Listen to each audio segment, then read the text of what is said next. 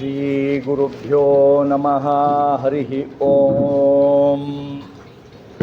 ಸದಾಗಮೈಕವಿಜ್ಞೇಯಂ ಸಮತೀತಕ್ಷರಾಕ್ಷರಂ ನಾರಾಯಣಂ ಸದಾ ವಂದೇ ನಿರ್ದೋಷ ಅಶೇಷ ಸದ್ಗುಣಂ. ಕೃಷ್ಣಾಯ ವಾಸುದೇವಾಯ ಹರಯೇ ಪರಮಾತ್ಮನೇ ಪ್ರಣತಕ್ಲೇಶನಾಶಾಯ ಗೋವಿಂದಾಯ ನಮೋ ನಮಃ.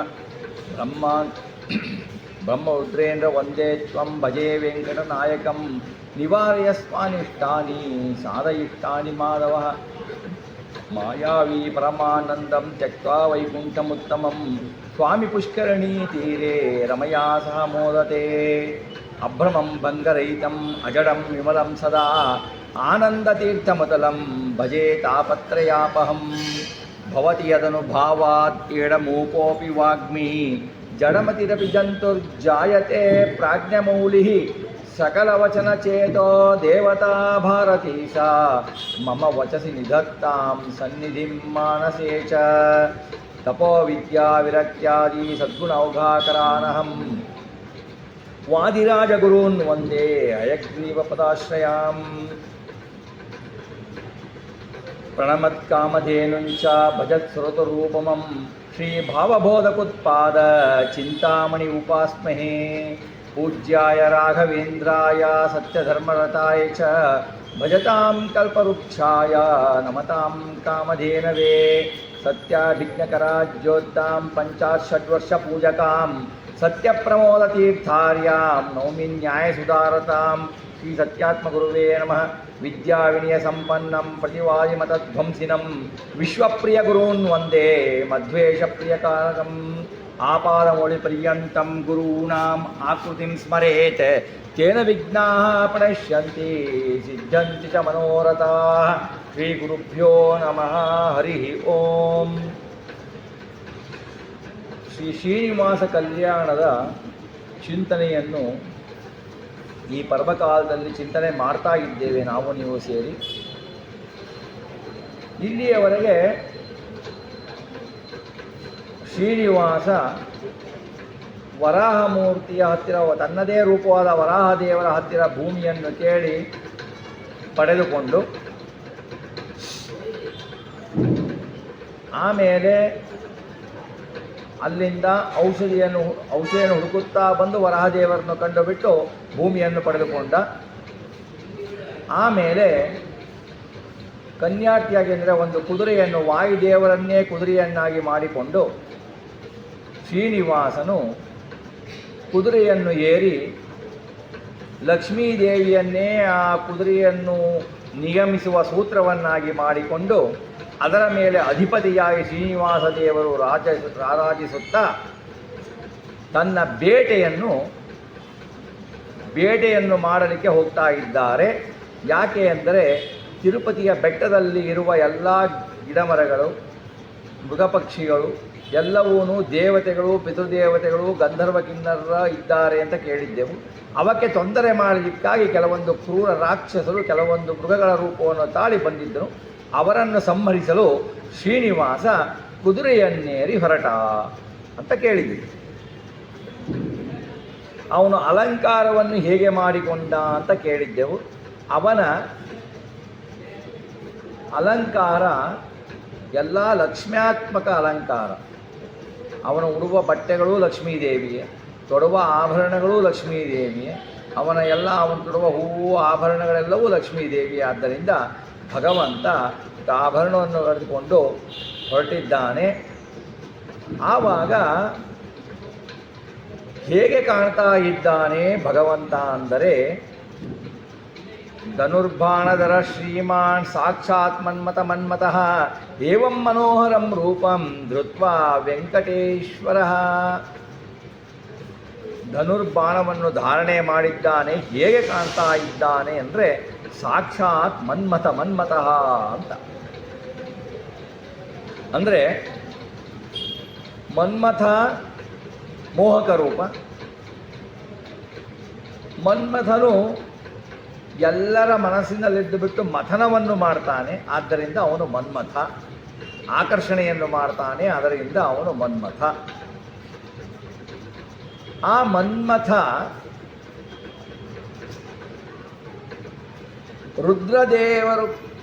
ರುದ್ರದೇವರು ಕುಳಿತಾಗ ಪಾರ್ವತಿಯ ಮೇಲೆ ಅನುರಾಗ ಬರುವಂತೆ ಮಾಡಿ ಪಾರ್ವತಿಯರ ಮದುವೆಯನ್ನು ಮಾಡುವ ಕಾರಣನಾದ ಮನ್ಮಥ. ಹಾಗೆಯೇ ರುದ್ರದೇವರು ಆ ಮನ್ಮಥನನ್ನು ಮಥನ ಮಾಡಿದರು. ಮನ್ಮಥವರು ಅಂತ ಆ ಮನ್ಮಥನನ್ನು ಸಂಹರಿಸಿದರು. ಆದ್ದರಿಂದ ಅವರು ಮನ್ಮಥ ಅಂದರೆ ಆ ರುದ್ರದೇವರನ್ನು ಮಥನ ಮಾಡಿದವನು ಭಗವಂತ. ಆದ್ದರಿಂದ ಅವನು ಸಾಕ್ಷಾತ್ ಮನ್ಮಥ. ಹೇಗೆ ರುದ್ರದೇವರಿಗೆ ಅವನು ಮಾಡಿದ ಆ ಮಥನವನ್ನು ಅಂದರೆ ನಾವು ಆದಿಯಲ್ಲಿ ಹೋಗಬೇಕು. ಕ್ಷೀರಸಾಗರ ಕಡಿತಾ ಇರ್ತಾರೆ, ಕ್ಷೀರಸಾಗರವನ್ನು ಮಥಿಸ್ತಾ ಇರ್ತಾರೆ. ಆವಾಗ ದೈತ್ಯರಿಗೆ ಅಮೃತ ಸಿಗಬಾರದು ಅಂತ ಭಗವಂತ ಮೋಹಿನಿ ರೂಪವನ್ನು ತಾಳ್ತಾನೆ. ಮೋಹಿನಿ ರೂಪವನ್ನು ತಾಳಿಬಿಟ್ಟು ಅಸುರನನ್ನು ಮೋಹನಗೊಳಿಸಿಬಿಟ್ಟು ಅವರು ಇವನ ರೂಪಕ್ಕೆ ಲಾವಣ್ಯಕ್ಕೆ ಮೋಹಕರಾಗಿ ಅವರು ಮರೆತು ಬಿಡುತ್ತಾರೆ. ದೇವತೆಗಳಿಗೆ ಕೊಡ್ತಾನೆ. ಒಂದೆರಡು ರಾಹು ಕೇತುಗಳು ತಗೊಂಡ್ರು. ಅವರ ಮುಂದಿನ ಕಥೆ ಅದು ಬೇರೆ. ಹಾಗಾಗಿ ಅವನು ಬಹಳ ಮೋಹಿತನಾಗಿದ್ದ. ಅದನ್ನು ನೋಡಿಬಿಟ್ಟು ಲಕ್ಷ್ಮೀದೇವಿ ಹೇಳ್ತಾಳೆ, ನಾನು ಯಾಕೆ ಇವನಿಗೆ ಬೇಕು?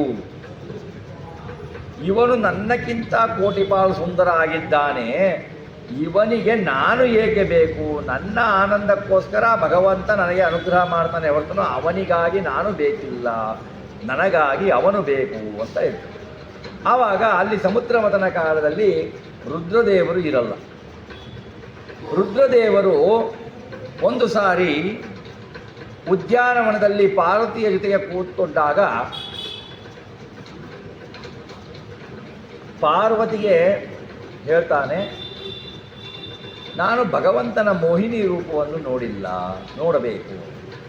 ಕೃಷ್ಣ ಪರಮಾತ್ಮನಿಗೆ ಹೇಳ್ತಾನೆ, ನಾನು ನಿನ್ನ ಮೋಹಿನಿ ರೂಪವನ್ನು ನೋಡಬೇಕಂತ ಬಹಳ ಆಸೆಯಾಗಿದೆ ಪರಮಾತ್ಮ, ನೀನು ನಿನ್ನ ಮೋಹಿನಿ ರೂಪವನ್ನು ನನಗೆ ದರ್ಶನ ಕೊಡು ಅಂತ ಹೇಳ್ತಾನೆ. ಭಗವಂತ ಹೇಳ್ತಾನೆ, ಬೇಡ, ಇದು ನಿನಗೆ ಆಗೋದಿಲ್ಲ, ಸುಮ್ಮನೆ ಇದನ್ನು ನಾನು ಮೋಹಿನಿ ರೂಪವನ್ನು ತೆಗೆದುಕೊಳ್ಳುವುದು ಬೇಡ ಅಂದರೆ, ಇಲ್ಲ ನಾನು ನೋಡಲೇಬೇಕು ಅಂತ ಶಿವ ಹಠ ಮಾಡ್ತಾನೆ. ಆ ಹಠಕ್ಕೋಸ್ಕರ ಅವನಿಗೆ ಮೋಹಿನಿ ರೂಪ ತೋರಿಸ್ಬೇಕು ಅಂತ ಪರಮಾತ್ಮ ಏನು ಮಾಡ್ತಾನೆ, ಪಾರ್ವತಿ ಶಿವ ಒಂದು ಉದ್ಯಾನವನದಲ್ಲಿ ಕುಳಿತುಕೊಂಡು ಸಂಭಾಷಣೆ ಮಾಡ್ತಾ ಇರ್ತಾರೆ. ಇವನು ಮೋಹಿನಿ ರೂಪವನ್ನು ತೆಗೆದುಕೊಂಡು ಭಗವಂತ ಹೀಗೆ ಬರ್ತಾನೆ. ಅತ್ಯಂತ ಲಾವಣ್ಯನಾಗಿ ಲಕ್ಷ್ಮಿಯೂ ನಾಚಿಸುವಂತಹ ಸೌಂದರ್ಯ. ಬರಬೇಕಾದ್ರೆ ರುದ್ರದೇವರು ನೋಡ್ತಾರೆ, ಅವರಿಗೆ ಕಣ್ಣು ಇಟ್ಟಿದ್ದು ಹಿಂದುಗಡೆ ತೆಗಿಲಿಕ್ಕಾಗಲ್ಲ. ಪಾರ್ವತಿಯನ್ನು ಮರೆತು ಬಿಡ್ತಾರೆ. ಪಾರ್ವತಿಯನ್ನು ಮರೆತು ಬಿಟ್ಟು ಆ ಮೋಹಿನಿ ರೂಪದ ಭಗವಂತನ ಬೆನ್ನತ್ತಾರೆ. ಎಷ್ಟು ಚೆನ್ನಾಗಿದ್ದಾಳೆ ಇವಳು ಮೋಹಿನಿ ಅಂತ ಹೇಳಿಬಿಟ್ಟು ನೋಡಿ, ಭಗವಂತನ ಮಾಯ ಹೇಗಿದ್ದಾರೆ. ಭಗವಂತನ ರೂಪಕ್ಕೆ ವೈರಾಗ್ಯ ಶಿಖಾಮಣಿ ರುದ್ರದೇವರು, ಸಾಮಾನ್ಯರಲ್ಲ ರುದ್ರದೇವರು, ವೈರಾಗ್ಯ ಶಿಖಾಮಣಿ ರುದ್ರದೇವರು ಮೋಹಿತಗೊಂಡು ಬಿಡ್ತಾರೆ. ಬರತ್ಲು ಭಗವಂತ ಬೇಡ ಅಂತಾನೆ, ಆದರೂ ಹೋಗ್ತಾರೆ. ಹೋಗಿ ಎಂಥ ಸುಂದರಿ ವಿದ್ಯಾ ಅಂತ ನೋಡಿದಾಗ ಭಗವಂತ ತನ್ನ ರೂಪವನ್ನು ತೋರಿಸ್ತಾನೆ. ತನ್ನ ರೂಪವನ್ನು ತೋರಿಸಿದಾಗ ನಾಚಿಕೆ ಆಗ್ಬಿಡುತ್ತೆ ರುದ್ರದೇವರಿಗೆ. ಮತ್ತೆ ಹೋಗ್ತಾರೆ. ಈ ರೀತಿ ಭಗವಂತ ಮನ್ಮಥನಿಗೂ ಮನ್ಮಥ ಅಂದರೆ ಮನ್ಮಥನನ್ನು ಮತಿಸಿದ ರುದ್ರದೇವರಿಗೂ ಮಥನವನ್ನು ಮಾಡಿದವನು ಭಗವಂತ. ಅದಕ್ಕೆ ಶ್ರೀಮಾನ್ ಸಾಕ್ಷಾತ್ ಮನ್ಮಥ ಅಂತ ಮನೋಹರ ರೂಪ, ಎಲ್ಲರ ಮನಸ್ಸನ್ನು ಹರಣ ಮಾಡುವ ರೂಪ. ನಾವು ತಿರುಪತಿಗೆ ಹೋದಾಗ, ತಿರುಮಲಕ್ಕೆ ಹೋದಾಗ ಆ ಒಂದು ಮೂರ್ತಿ ನಮಗೆ ಕಾಣುತ್ತಷ್ಟೇ, ದೇವರು ಕಾಣುವಂಥ ಯೋಗ್ಯತೆ ನಾವು ಪಡೆದಿಲ್ಲ. ಆ ರೂಪವನ್ನು ನೋಡಿದಾಗ, ಎಷ್ಟೇ ಕಷ್ಟಪಟ್ಟು ನಾವು ಹೋದಾಗ ಆ ರೂಪವನ್ನು ನೋಡಿದರೆ ನಮಗೆ ಎಲ್ಲ ಸುಸ್ತು ಪರಿಹಾರ ಆಗತ್ತೆ. ಇದು ಎಲ್ಲರ ಅನುಭವಕ್ಕೂ ಬಂದಿರುತ್ತೆ. ಸಂತೋಷ ಆಗಿ ಕಣ್ಣಿನಲ್ಲಿ ನೀರು ಬರುತ್ತೆ. ಆ ಭಾವುಕತೆ ಇಲ್ಲ ಅಂದರೆ ಅವನು ದೇವ್ರ ಭಕ್ತನೇ ಅಲ್ಲ. ಹಾಗಾಗಿ ಭಗವಂತನ ರೂಪ ಎಲ್ಲರ ಮನಸ್ಸನ್ನು ತನ್ನ ಕಡೆಗೆ ಸೆಳೆದುಕೊಳ್ಳುತ್ತೆ. ಅಂತಹ ಭಗವಂತನ ರೂಪ ಅದು. ಆಮೇಲೆ ಚಿನ್ನದ ತಿಲಕಗಳಿಂದ ಕೂಡಿರ್ತಾನೆ. ಆಮೇಲೆ ನೀಲವಾದ ಮೈಬಣ್ಣ. ಇದೇನಾಗುತ್ತೆ ಅಂದರೆ, ಕುದುರೆ ಹೇಗಿರುತ್ತೆ ವಾಯುದೇವರು ಅಂದರೆ ಅದು ನೀಲವಾದ ಮೈಬಣ್ಣ ಇರುತ್ತೆ. ಬಿಳಿ ಪಾದ, 4 ಕಾಲುಗಳು, 15 ಮೊಳದಷ್ಟು ಎತ್ತರ ಇರುವ ದೇವಮಣಿ ಮುಂತಾದ ಸಮಸ್ತ ಅಶ್ವಲಕ್ಷಣಗಳಿಂದ ಕೂಡಿದ ಆ ಕುದುರೆಯನ್ನು ಏರಿ ಭಗವಂತ ಹೊರಡ್ತಾನೆ. ಆ ಕುದುರೆ ವಾಯುದೇವರು. ವಾಯುದೇವರು ಅಂದರೆ ಸುಂದರ ಮೂರ್ತಿ. ಸುಂದರ ಮೂರ್ತಿ ಅಂದರೆ ಆ ಕುದುರೆ ಲಕ್ಷಣವಾಗಿ ಇರಲೇಬೇಕು. ಹಾಗಾಗಿ ಅದನ್ನು ಏರಿಬಿಟ್ಟು ಇವನು ಹೊರಡ್ತಾನೆ.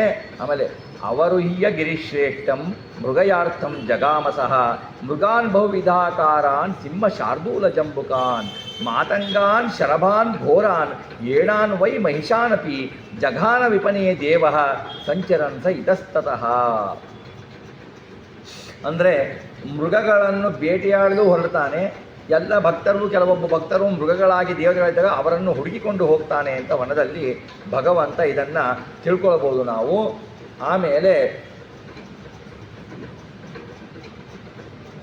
ಶೇಷಾಚಲದಿಂದ ಇಳಿದ ಆನೆ ಆನೆ ಶರಭಗಳ ಬೇಟೆಗೋಸ್ಕರವಾಗಿ ಹೋಗ್ತಾನೆ.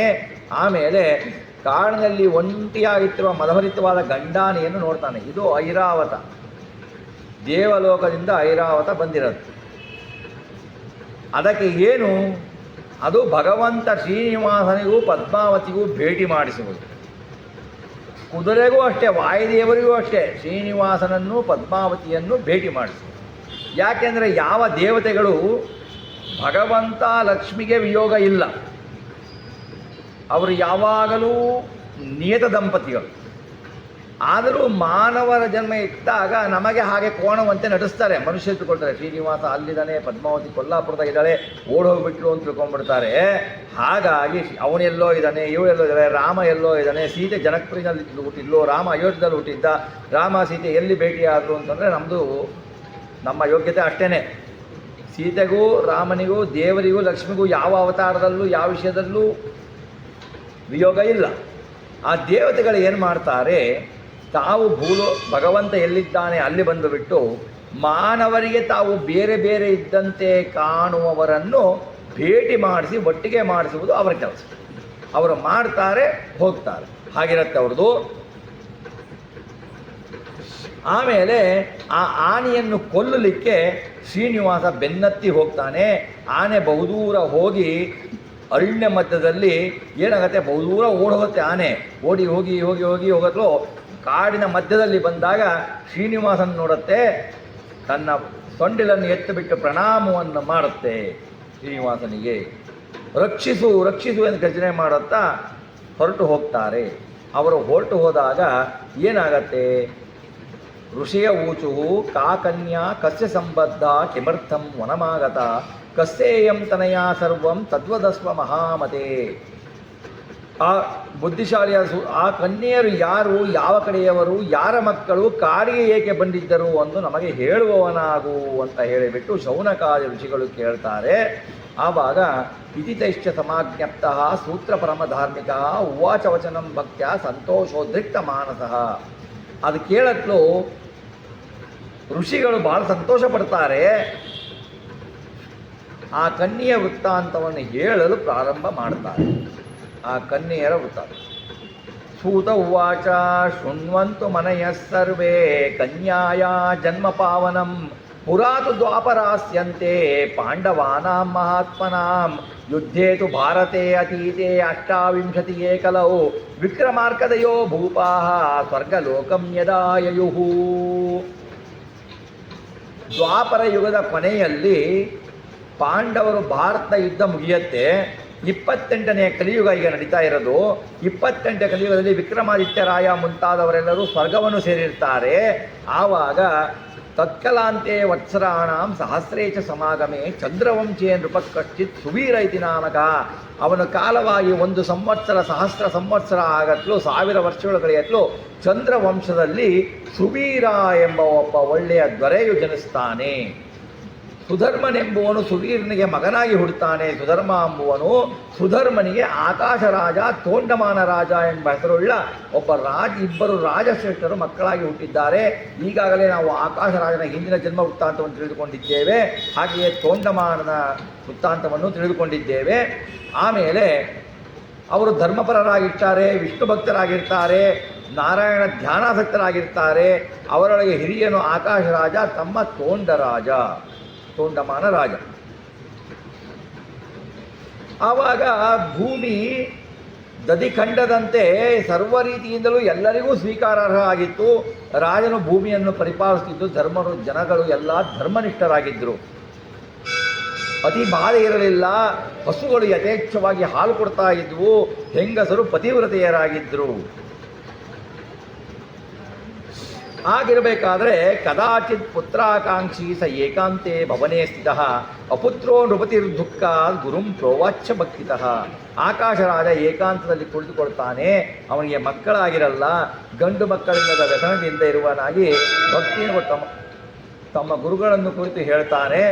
ಆಕಾಶರಾಜ ಹೇಳ್ತಾನೆ, ಅನುಭೂತಮಿದಂ ರಾಜ್ಯಂ ಹಸ್ತಶ್ವರದ ಸಂಕುಲಂ ನಾನಾದಾನಂ ಕೃತಂ ಚೈವ ತೀರ್ಥಯಾತ್ರಾ ವಿಶೇಷತಃ. ಆನೆ ಕುದುರೆ ರಥಗಳಿಂದ ರಾಜ್ಯ ಸುಖವನ್ನು ಅನುಭವಿಸ್ತಾ ಇದ್ದೇನೆ. ವಿಧವಾದ ದಾನಗಳನ್ನು ಮಾಡಿದ್ದೇನೆ. ಅತಿಶಯವಾಗಿ ತೀರ್ಥಯಾತ್ರೆಯನ್ನು ಮಾಡಿದ್ದೇನೆ. ಪಿತೃಗಳಿಗೆ ಮೋಕ್ಷವನ್ನು ಕೊಡುವಂತಹ ಪುತ್ರ ಸುಖವನ್ನು ಮಾತ್ರ ನಾನು ಪಡೆಯಲಿಲ್ಲ. ನಾನು ಯಾವ ದುಷ್ಕೃತ್ಯವನ್ನು ಹಿಂದೆ ಮಾಡಿದ್ದೇನೋ, ನಾನು ಯಾವ ಮಗನನ್ನು ಕೊಂಡಿದ್ದರಿಂದ ಈ ಸಂತಾಪ ಬಂದಿದೆಯೋ, ನನಗೆ ಏನಾಗಿದೆ, ಸಂತಾನಹೀನತೆ ಯಾಕೆ ಆಗಿದೆ ಅಂತ ಕೇಳ್ತಾನೆ. ಏನ ಪಾಪೇನ ವಿಪೇಂದ್ರ ನ ಪ್ರಾಪ್ತಂ ಪುತ್ರ ಜನ್ಮಮೇ ನೇತ್ರಾಭ್ಯಂ ನೈವ ದೃಷ್ಟಂ ಚ ಪುತ್ರಸ್ಯ ಮುಖ ಪಂಕಜಂ.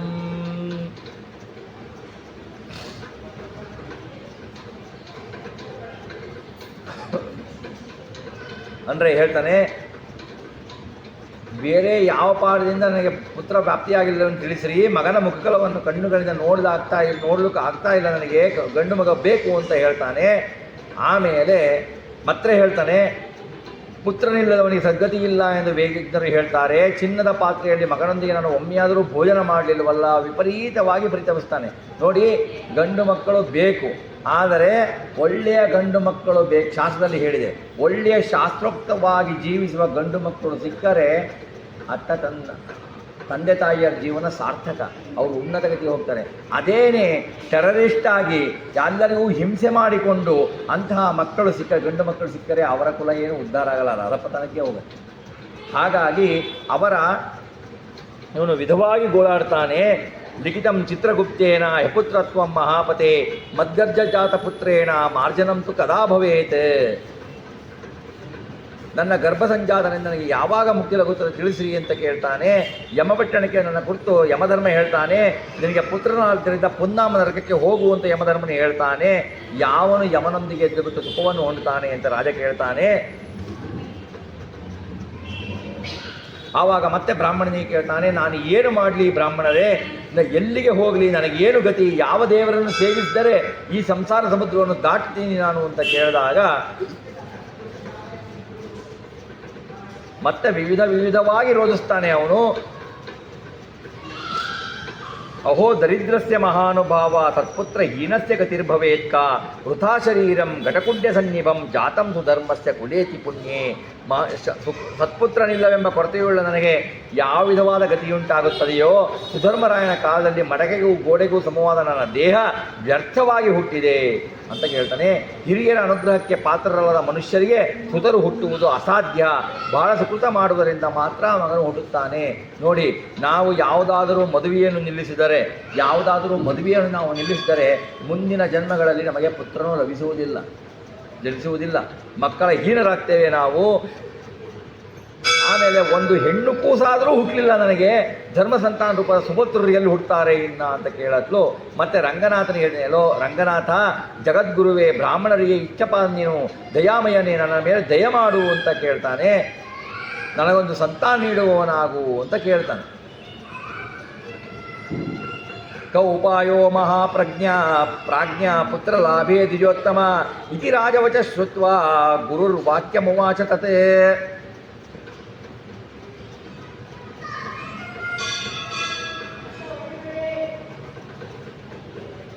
ಪುತ್ರ ಸಂತಾನವನ್ನು ನಾನು ಪಡೆಯಬೇಕಾಗಿದೆ, ಇದಕ್ಕೆ ಏನು ಉಪಾಯ ಮಾಡಬೇಕು ಹೇಳು. ನಾನು ಪಾಪಿಷ್ಟ, ದುರಾಚಾರಿ, ಪುತ್ರ ಸಂಪತ್ತಿಲ್ಲದ ಬಡವನು ಎಂದು ಆ ರಾಜನು ಗುರುವಿನ ಬಳಿಯಲ್ಲಿ ಹೇಳಿ ಸುಮ್ಮನಾಗ್ತಾನೆ. ಇಂತಹ ಮಾತನ್ನು ಕೇಳಿ ರಾಜಪುರೋಹಿತರಾದವರು ಬೃಹಸ್ಪತ್ಯಾಚಾರ್ಯರು ಹೇಳ್ತಾರೆ, ಮಕ್ಕಳನ್ನು ಪಡೆಯಬೇಕು, ಪುತ್ರರನ್ನು ಪಡೆಯಬೇಕು ಅಂದರೆ ಒಂದೆರಡು ವಿಧಾನಗಳಿದ್ದಾವೆ. ಅವು ಏನೆಂದರೆ, ಯಾವುದಾದರೂ ಬಡವ ಕನ್ಯೆ ಇದ್ದರೆ ಅವರಿಗೆ ಮದುವೆ ಮಾಡಲು ಸಾಧ್ಯವಿಲ್ಲದಿದ್ದರೆ ಆ ಮದುವೆಯನ್ನು ನಾವು ಮಾಡಿಸಿದರೆ ನಮಗೆ ಜನ್ಮಗಳಲ್ಲಿ ಪುತ್ರ ಸಂತಾನ ಆಗತ್ತೆ ಅಂತ ಶಾಸ್ತ್ರವೇ ಹೇಳುತ್ತೆ. ಇನ್ನು ಸುಮಾರಾಗಿ ಶಾಸ್ತ್ರಗಳು ಹೇಳಿದೆ ಯಾವ ವಿಧವಾಗಿ ಪುತ್ರರನ್ನು ಪಡೆದುಕೊಳ್ಳಬಹುದು, ನಾವು ಯಾವ ದೋಷ ಮಾಡಿದ್ದರಿಂದ ಪುತ್ರ ಸಂತಾನ ಆಗಲ್ಲ ಅಂತ ಹೇಳಿ ಅಂತ. ಆವಾಗ ಗುರುಗಳು ಹೇಳ್ತಾರೆ, ಯಜ್ಞಂ ಕುರು ನೃಪಶ್ರೇಷ್ಠ ಪುತ್ರಸ್ತೇನ ಭವಿಷ್ಯತಿ ಗುರೋರ್ ವಾಕ್ಯಂ ಸಮಾಕರ್ಣ್ಯ ಯಜ್ಞಾರ್ಥಂ ಶೋಧಯದ್ಧರಾಮ್. ರಾಜನೇ, ಪುತ್ರಕಾಮೇಷ್ಟಿ ಯಾಗವನ್ನು ಮಾಡು, ಇದರಿಂದ ನಿನಗೆ ಮಗನಾಗ್ತಾನೆ. ಗುರುವಿನ ಆಕಾಶನ ಕೇಳಿದ, ಯಾಗ ಮಾಡುವುದಕ್ಕಾಗಿ ಭೂಮಿಯನ್ನು ಶೋಧಿಸ್ತಾರೆ. ಹಿಂದೆ ಎಲ್ಲ ಯಾಗ ಮಾಡಬೇಕಾದ್ರೆ, ಯಜ್ಞ ಹೋಮ ಮಾಡಬೇಕಾದ್ರೆ ನಾವು ನೆಲದ ಮೇಲೆ ಬಿಟ್ಟು ಕಟ್ಟಿಗೆ ಎಲ್ಲ ಇಟ್ಟು ಮಾಡ್ತೀವಲ್ಲ, ಇದು ವಿಧಾನ ಅಲ್ಲ ಅಂತಾರೆ. ನೆಲವನ್ನು 6 ಅಡಿ ಅಗಿಬೇಕು. ಅದರ ಕೆಳಗಡೆ ಕೂದಲು ಅಥವಾ ಬೇರೆ ನಿಷಿದ್ಧ ಪದಾರ್ಥಗಳು ಯಾವುದೂ ಸಿಗಬಾರದು. ಸ್ವಚ್ಛವಾಗಿರಬೇಕು ನೆಲ. ಇಲ್ಲದಿದ್ದರೆ ನಾವು ಮಾಡುವ ಯಜ್ಞ ಯಾಗದ ಫಲಗಳು ಪೂರ್ಣ ಫಲವನ್ನು ಕೊಡೋದಿಲ್ಲ. ಹಾಗೆ ಅವನೇನು ಮಾಡ್ತಾನೆ, ಆಕಾಶ ರಾಜ ಏನು ಮಾಡ್ತಾನೆ, ಚಿನ್ನದ ನೇಗಿಲುಗಳಿಂದ ಭೂಮಿಯನ್ನು ಶೋಧಿಸ್ತಾ ಇರ್ತಾನೆ. ಆ ಭೂಪೃಷ್ಠದಲ್ಲಿ 1000 ದಳಗಳುಳ್ಳ ತಾವರೆ ಹೂವನ್ನು ಕಾಣ್ತಾನೆ. ಆ ಭೂಪೃಷ್ಠದಲ್ಲಿ 1000 ದಳಗಳಿರ್ತಾವೆ. ಅಲ್ಲಿ ಹೂವನ್ನು ಕಾಣ್ತಾನೆ. ವಿಸ್ತೀರ್ಣ ಪತ್ರೇಶು ರಮಾಕೃತಿಂ ಶುಭಾಂ ದೃಷ್ಟ್ವಾ ಚ ಸಂತೋಷಮನಾ ಬಭೂವ ದೈವೇನ ದತ್ತಾಂ ಭಗವತ್ ಪ್ರಚೋದಿತಾಂ ಕನ್ಯಾಂ ಕುಮಾರೀಂ ಕುಸುಮಾಭನೇತ್ರಂ. 1000 ದಳಗಳುಳ್ಳ ಆ ಕಮಲವನ್ನು ನೋಡಿ ಆಶ್ಚರ್ಯ ಹೊಂದಿದ ಆಕಾಶರಾಜನು ಆ ಕಮಲದ ವಿಸ್ತಾರದ ಎಸಳುಗಳ ನಡುವೆ ಲಕ್ಷ್ಮಿಯ ರೂಪವನ್ನೇ ಉಳ್ಳ ಶುಭಕರಳಾದ ಕಮಲಪತ್ರಕ್ಕೆ ಸರಿಯಾದ ಕಣ್ಣುಗಳುಳ್ಳ ಹೆಣ್ಣು ಮಗು ಇರುತ್ತೆ ಅಂತ. ಆ ಹೆಣ್ಣು ಮಗುವನ್ನು ನೋಡಿ ದೇವರೇ ಕೊಟ್ಟ ಅಂತ ಸಂತೋಷದಿಂದ ತಗೊಳ್ತಾನೆ. ಇತ್ತಂ ಸಮಾಭಸ್ಯ ನೃಪಾತ್ತಮ ಶಿಶುಂ ಹಸ್ತೆ ಪ್ರಗೃಹ್ಯಾಸು ಮಮೋದ ದೀನಃ ಮಾಯಾಮಹೇಶಸ್ಯ ದುರತ್ಯಯ ಹರೇ ಕೇಯಂ ತುಯಾ ಸಂಪ್ರತಿ ಗೃಹ್ಯತೆ ಮಯಾ ಇತ್ಯೇವಂ ಸಂಶಯಾನಂ ತಮಾಕಾಶಖ್ಯಂ ನರಾಧಿಪಂ. ಮಕ್ಕಳಿಲ್ಲದ ದೀನನಾಗಿದ್ದ ರಾಜಶ್ರೇಷ್ಠನಿಗೆ ಗುರುಗಳ ಜೊತೆ ಸಂಭಾಷಣೆ ಮಾಡಿ ಕೂಸನ್ನು ಬೇಗನೆ ಎತ್ಕೊಳ್ತಾನೆ. ಸ್ವಾಮಿಯಾದ ವಿಷ್ಣುವಿನ ಇಚ್ಛೆಯನ್ನು ಮೀರಲು ಅಸಾಧ್ಯ ಎಂದು ಚಿಂತಿ ಸಂತೋಷ ಪಡ್ತಾನೆ. ಈ ಲಕ್ಷ್ಮಾತ್ಮಕ ಅಯೋನಿಜಳು ಅವಳು ತಮ್ಮಂತೆ ದೇಹವನ್ನು ಪಡೆದುಕೊಳ್ಳುವಳಲ್ಲ. ಅಯೋನಿಜಳು ಯೋನಿಜಳಲ್ಲ, ಅವಳು ಪ್ರಾಕೃತ ಶರೀರ ಉಳ್ಳವಳಲ್ಲ. ಅಂತಹ ಮಹಾಲಕ್ಷ್ಮಿ ಅವನಿಗೆ ಸಿಗ್ತಾರೆ. ಆ ಸಿಕ್ಕಾಗ ಯಾರಿಗೆ ವಿವಾಹ ಮಾಡಿಕೊಡ್ಬೋದು ನೋಡಿ, ಮಗು ಈಗ ಹುಟ್ಟಿದೆ, ಯಾವಾಗ ವಿವಾಹ ಮಾಡಿಕೊಡ್ಬೇಕು, ಯಾರನ್ನ ವಿವಾಹ ಮಾಡಬೇಕು ಅಂತ ಯೋಚನೆ ಅವನಿಗೆ. ಯಾಕೆ ಅಂದರೆ ಅವಳು ಅಯೋನಿಜಳು. ಅವಳಿಗೆ ಸಮನಾದವನು ನಾರಾಯಣನನ್ನು ಬಿಟ್ಟು ಬೇರೆ, ಅವಳಿಗೆ ವರನಾಗುವವನು ನಾರಾಯಣನ ಬಿಟ್ಟರೆ ಬೇರೆ ಯಾರಿಗೂ ಕೊಡಲಿಕ್ಕಾಗಲ್ಲ. ಯಾಕೆಂದರೆ ಲಕ್ಷ್ಮೀದೇವಿ ಬೇರೆಯವ್ರಿಗೆ ಓಡಿಸಲ್ಲ. ಹಾಗಾಗಿ ಅವನಿಗೆ ಚಿಂತೆಯಾಗತ್ತೆ, ಇವಳು ಹೇಗೆ ಸಿಕ್ಕಳು ಅನ್ನೋದನ್ನು ಸ್ವಲ್ಪ ವಿವಿಧ ಪುರಾಣಗಳ ಕಥೆಯನ್ನು ನೋಡೋಣ. ನಾ ಹಿಂದೆ ಹೇಳಿದ್ದೆ, ಕೃತಯುಗದಲ್ಲಿ ಬೃಹಸ್ಪತಿಯ ಪುತ್ರ ಕುಶಧ್ವಜನಿಗೆ ವೇದವತಿ ಎಂಬ ಮಗಳಿರ್ತಾಳೆ. ಅವನು ವೇದವನ್ನು ಉಚ್ಚಾರ ಮಾಡಬೇಕಾದರೆ ಅವನ ಬಾಯಿಯಿಂದ ಆವಿರ್ಭೂತಳಾಗಿ ವೇದವತಿ ಬರ್ತಾಳೆ. ವೇದದ ಅಭಿಮಾನಿ ಲಕ್ಷ್ಮೀದೇವಿ ಅವನ ಬಾಯಿನಲ್ಲಿ ವೇದಗಳು ಬಂದಾಗ ಅದರಿಂದ ವೇದವತಿ ಹೊರಗೆ ಬರ್ತಾಳೆ, ಅವತಾರ ಮಾಡ್ತಾಳೆ. ವೇದವತಿ ಅವತಾರ ಮಾಡ್ತಾಳೆ. ಅವಳನ್ನು ವಿವಾಹ ಮಾಡ್ಕೋಬೇಕು ಅಂತ ಒಬ್ಬ ರಾಕ್ಷಸ ಇರ್ತಾನೆ, ಶಂಭು ಅಂತ ದೈತ್ಯ.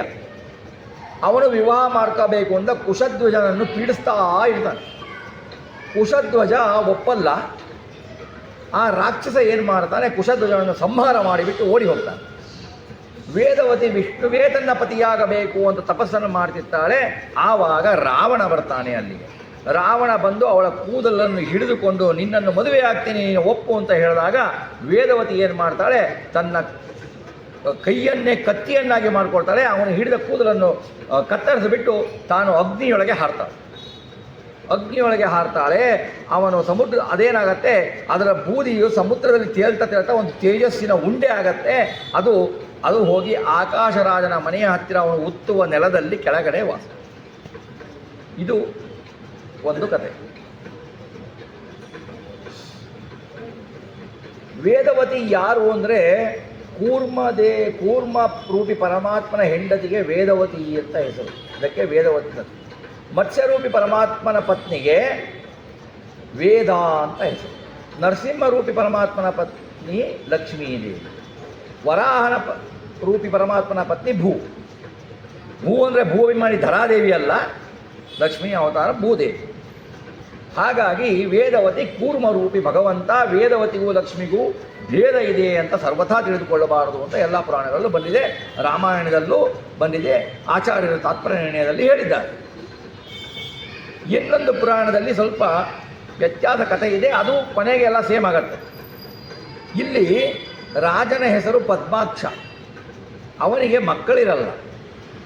ಅವನು ಲಕ್ಷ್ಮಿಯನ್ನು ಮಗಳನ್ನಾಗಿ ಪಡೆಯಬೇಕು ಅಂತ ಪರಮಾತ್ಮನ ಕುರಿತು ತಪಸ್ಸು ಮಾಡ್ತಾನೆ. ಪರಮಾತ್ಮ ಒಂದು ಫಲ ಕೊಡ್ತಾನೆ ಅವನಿಗೆ, ಅನುಗ್ರಹ ಮಾಡುವ.